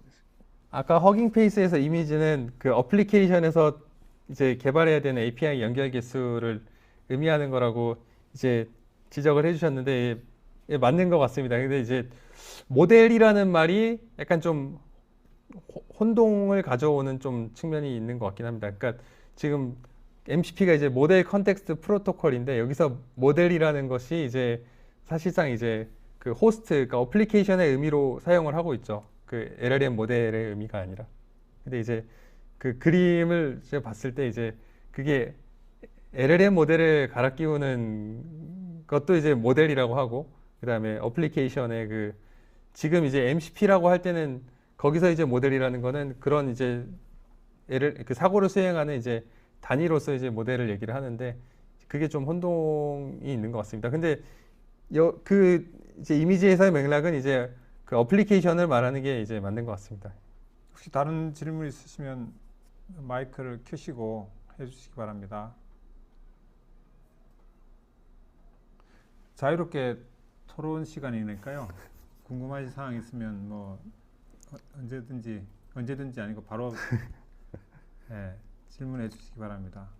제가 MCP 공부 안 하고 일부러 오늘 마스터 하려고 예, 잘 들었습니다. 그 들어보니까 진짜 앞으로는 그 LLM과 또 MCP 프로토콜을 사용해서 엄청나게 서비스가 많이 나올 것 같은 뭐 그렇게 해서 세상이 뭐 엄청나게 연결될 것 같은 느낌이 들었는데 그 결국에는 LLM 만드는 거는 사실 엄청난 비용이 들지만 그 LLM 사용할 만한 그런 MCP 프로토콜로 서비스해주고 그런 거는 기존의 전통적인 그런 약간 서비스 만들기 비슷해가지고 그런 쪽의 사업이 굉장히 활성화될 것 같은 느낌이 드는데 어떻게 생각하세요? 예, 저도 그렇게 생각합니다. 그래서 MCP가 뭐 그냥 이제 그 자체로만 봤을 때는 확실히 그냥 중간에 그 API를 그냥 중개해 주는 거 하나 껴준 게 무슨 그 의미가 있냐 이렇게 생각을 할 수도 있지만 결국에 이제 그 툴을 만드는 쪽에서는 그 어떤 식으로 LLM에 붙이고 어떤 식으로 서비스에 붙일지에 대해서는 생각을 안 해도 된다라는 것이 굉장히 좀 의미가 있다고 생각이 듭니다. MCP를 구현할 때 그 STDIO를 이용한 로컬 호출에서도 필수적으로 클라이언트를 개발자가 구현을 해줘야 되는 것인가요? 라는 이제 질문이 있는데요. MCP를 구현한다라고 했을 때 두 가지 그 의미가 있습니다. 그래서 MCP 서버를 만든다라는 의미랑 그리고 그 MCP 호스트를 구현한다라는 두 가지 의미가 있는 거고요. 웬만한 상황에서는 MCP 호스트를 만들 일은 좀 없습니다. 그러니까 보통 MCP를 뭐 개발한다라고 하는 거는 이제 도구에 붙이는 그 서버를 만드는 거를 의미를 하고 MCP 호스트를 만드는 그런 이제 제품 개발을 할 때는 이제 클라이언트를 이제 구현을 해야겠죠. 근데 클라이언트를 구현을 한다라는 게 어차피 구현체는 나와 있는 거고요. 그걸 가져다 쓰는 거죠. 그것도. 클라이언트 자체가 문제라기보다는 이제 그런 것들을 이제 관리를 하고 또 매끄럽게 컨텍스트를 이어주고 그런 호스트를 구현하는 게 또 쉽지는 않은 것 같습니다. RAG와 MCP를 다른 용도로 사용하는 것인지요? 아니면 MCP가 RAG를 포함하는지요? 라는 질문 들어왔는데요. 기본적으로는 아예 좀 그 층위가 다르다고 생각을 하면 됩니다. 그러니까 제가 RAG 얘기를 꺼낸 거는 RAG가 됐든 혹은 뭐 텍스트 투 SQL이 되었든 혹은 또 펑션 콜이 되었든 LLM이라는 것 자체는 원래 그냥 고정된 그 파라미터를 바탕으로 인풋과 아웃풋을 이제 매핑하는 함수다라는 그런 얘기를 한 거고 그게 뭔가 우리가 원하는 방식으로 작동을 한다라는 것은 거기에 프롬프트를 넣고 환경이라는 거를 이제 컨텍스트로 제시를 하고 그런 방식으로 된다. 그리고 거기에 가장 간단한 사고 방식이 이제 RAG다. 뭐 이런 차원에서 말씀을 드렸던 거고요. 그래서 RAG라는 거는 뭔가 답변을 받아요, LLM한테. 근데 그 사이에 검색을 껴요. 그걸 이제 RAG라고 하는 거고, 이제 RAG를 할 때는 보통 MCP를 안 씁니다. MCP를 안 쓰고 그냥 그 벡터 DB를 그냥 끼거나 아니면 랭체인에서 그 벡터 DB 구현한 걸 이제 사용을 하는데 왜냐면 너무 구성 요소가 적기 때문에 굳이 이제 MCP를 붙여서 쓸 필요는 없는 거고요. 그런데 검색을 MCP 방식으로 할 수도 있죠. 그건 이제 RAG가 아니라 검색 도구를 가진 에이전트를 만드는 거죠. 그래서 검색 도구를 가진 그러니까 에이전트한테 검색 도구를 하나 던져주면은 얘가 자율적으로 판단해가지고 이제 그걸 쓰면 좋은 상황에서 사용을 하도록 놔두는 거죠. 그러면은 안 쓸 수도 있는 거고요. 그래서 워크플로우라는 개념이 있는데 워크플로우는 이게 쓸만한 개념인지 아닌지를 명시적으로 한 단계 LLM한테 쿼리와 함께 집어넣어가지고 yes, no를 이제 아웃풋으로 받아서 그 다음에 이 if문으로 이제 그 if 뭐 관련성 오케이 하면은 이제 그 다음 검색 찍고 오고 이렇게 하는 건데요. 이제 그게 아니라 이제 그냥 LLM한테 다 맡기는 겁니다. 그래서 그거를 보통 RAG라고 부르지는 않습니다. 예. SLLM으로 접근한다라면은 MCP가 얼마나 효과가 있을지 궁금하는 질문이 이제 있었는데요.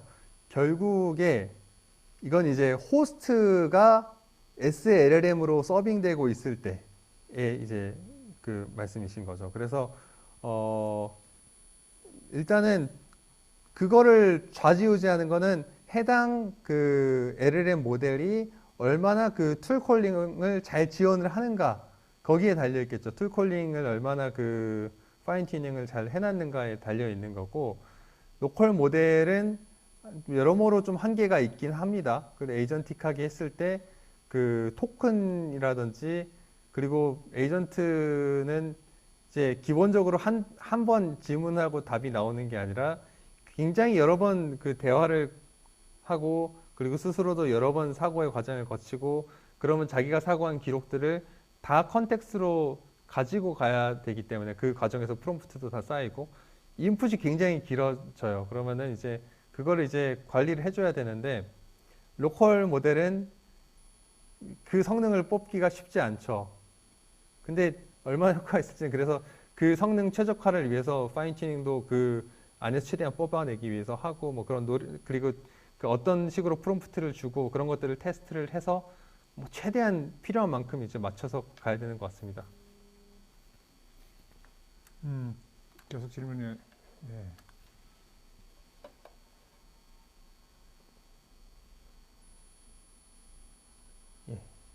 데이터베이스 관련 MCP는 웬만한 거 다 있는 것 같던데요.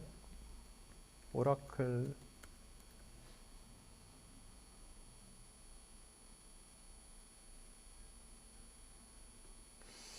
오라클은 MCP 서버 투 커넥, 오라클 서버. 그 다음에 이건 파이썬으로 만들었네요.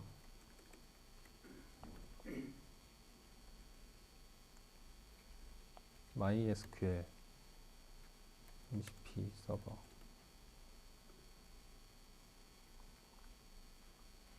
MySQL도 뭐 있고요. 어차피 그 DB랑 통신하는 방식이 그렇게 명령어가 어렵지 않잖아요. 원래 그냥 그 뭐 이를테면 포스트그레스로 치면은 PSQL로 들어가면 되는 거고, 아니면은 또 파이썬에서 접근해서 그냥 그 쿼리를 그냥 생으로 넣을 수 있잖아요. 그래서 그거를 MCP 서버로 붙이는 거는 뭐 다른 MCP 서버 만드는 거에 비해서도 좀 쉬운 것 같습니다.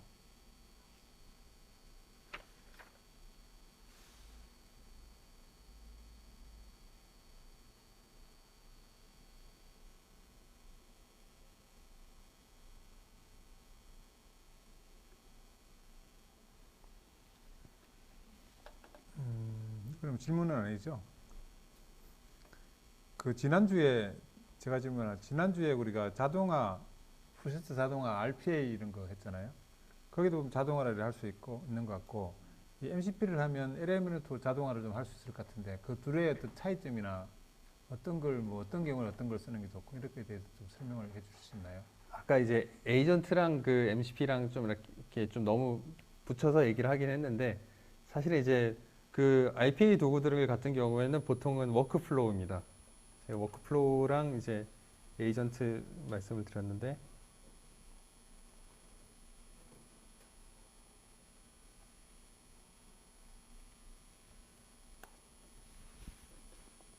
워크플로우도 굉장히 막 복잡하게 이제 그 짤 수가 있는데, 근데 워크플로우도 도구들을 다양하게 호출을 하죠. 그래서 뭐 검색을 하고 그 다음에 여러 가지 그 도구들을 찍고 오고 뭐 이를테면 RAG를 할 때도 벡터 DB를 찍고 오는데 이제 그걸로 뭐 부족한 부분이 있으면은 이제 그냥 로컬 그러니까 디렉토리에서 로컬 파일을 찾아가지고 통째로 던질 수도 있고 그런 방식으로 다양하게 이제 툴 호출을 사용을 하게 되는데 근데 이제 MCP가 에이전트한테 와서 조금 더 중요해지는 것은 이제 아무래도 워크플로우에서는 고정된 도구를 이용하니까 이제 뭐 그냥 API로 고정된 방식으로 붙여 놓는 것이 효율성이 또 좋을 수도 있는 거죠. 근데 뭐 M8이나 뭐 이런 것들을 보면은 이제 툴로 그냥 붙이는 게 뭐 에이전트틱하게 이제 결정이 되게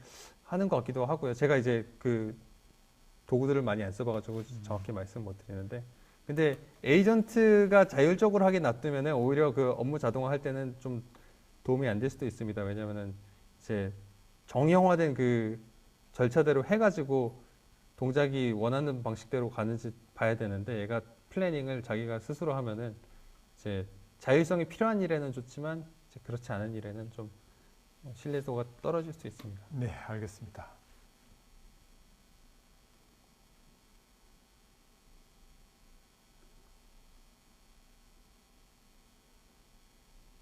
네, 그 이태희 선생님 말씀 감사합니다. 그 MCP는 그러니까 결국에 그 LLM이 툴 콜링을 한다는 거는 텍스트 인풋으로 봐서 텍스트를 아웃풋으로 내는데 그 텍스트를 그 구조화된 방식으로 파싱을 해가지고 함수 이름이랑 함수 인자로 빼서 넣는 거고요. 그 함수라는 건 자연어가 아니잖아요. 그러니까 자연어가 아니니까 그 자연어와 자연어가 아닌 것들이 섞여 있을 때 하는 그런 것들을 학습을 잘 해놔야지 되는 거고 로컬 모델들은 어쨌든 벤치상으로 성적이 막 그렇게 썩 잘 나오고 그렇지는 않습니다. 네. 계속 뭐 온라인 아니면 여기 앉아가서 뭐 혹시 다른 온라인상에 다른 질문이 있으신 분들은 뭐 마이크로 켜시고 하셔도 좋고요. 채팅으로 하셔도 좋습니다. 네, 있으면 말씀해 주십시오. 토크쇼 식으로 하나. 없으면 뭐 그 한 분 질문 아, 있으신데 네. 네. MCP 서버 구현은 서드 파티가 구현하면 되는데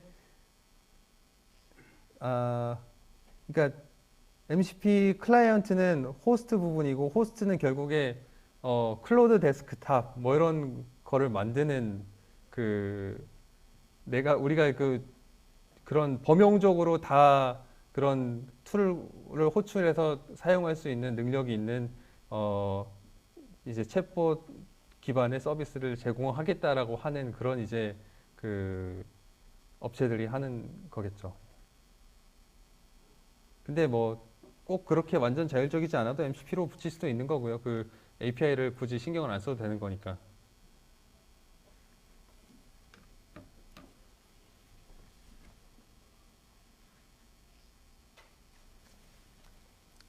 혹시 다른 질문 있으신가요?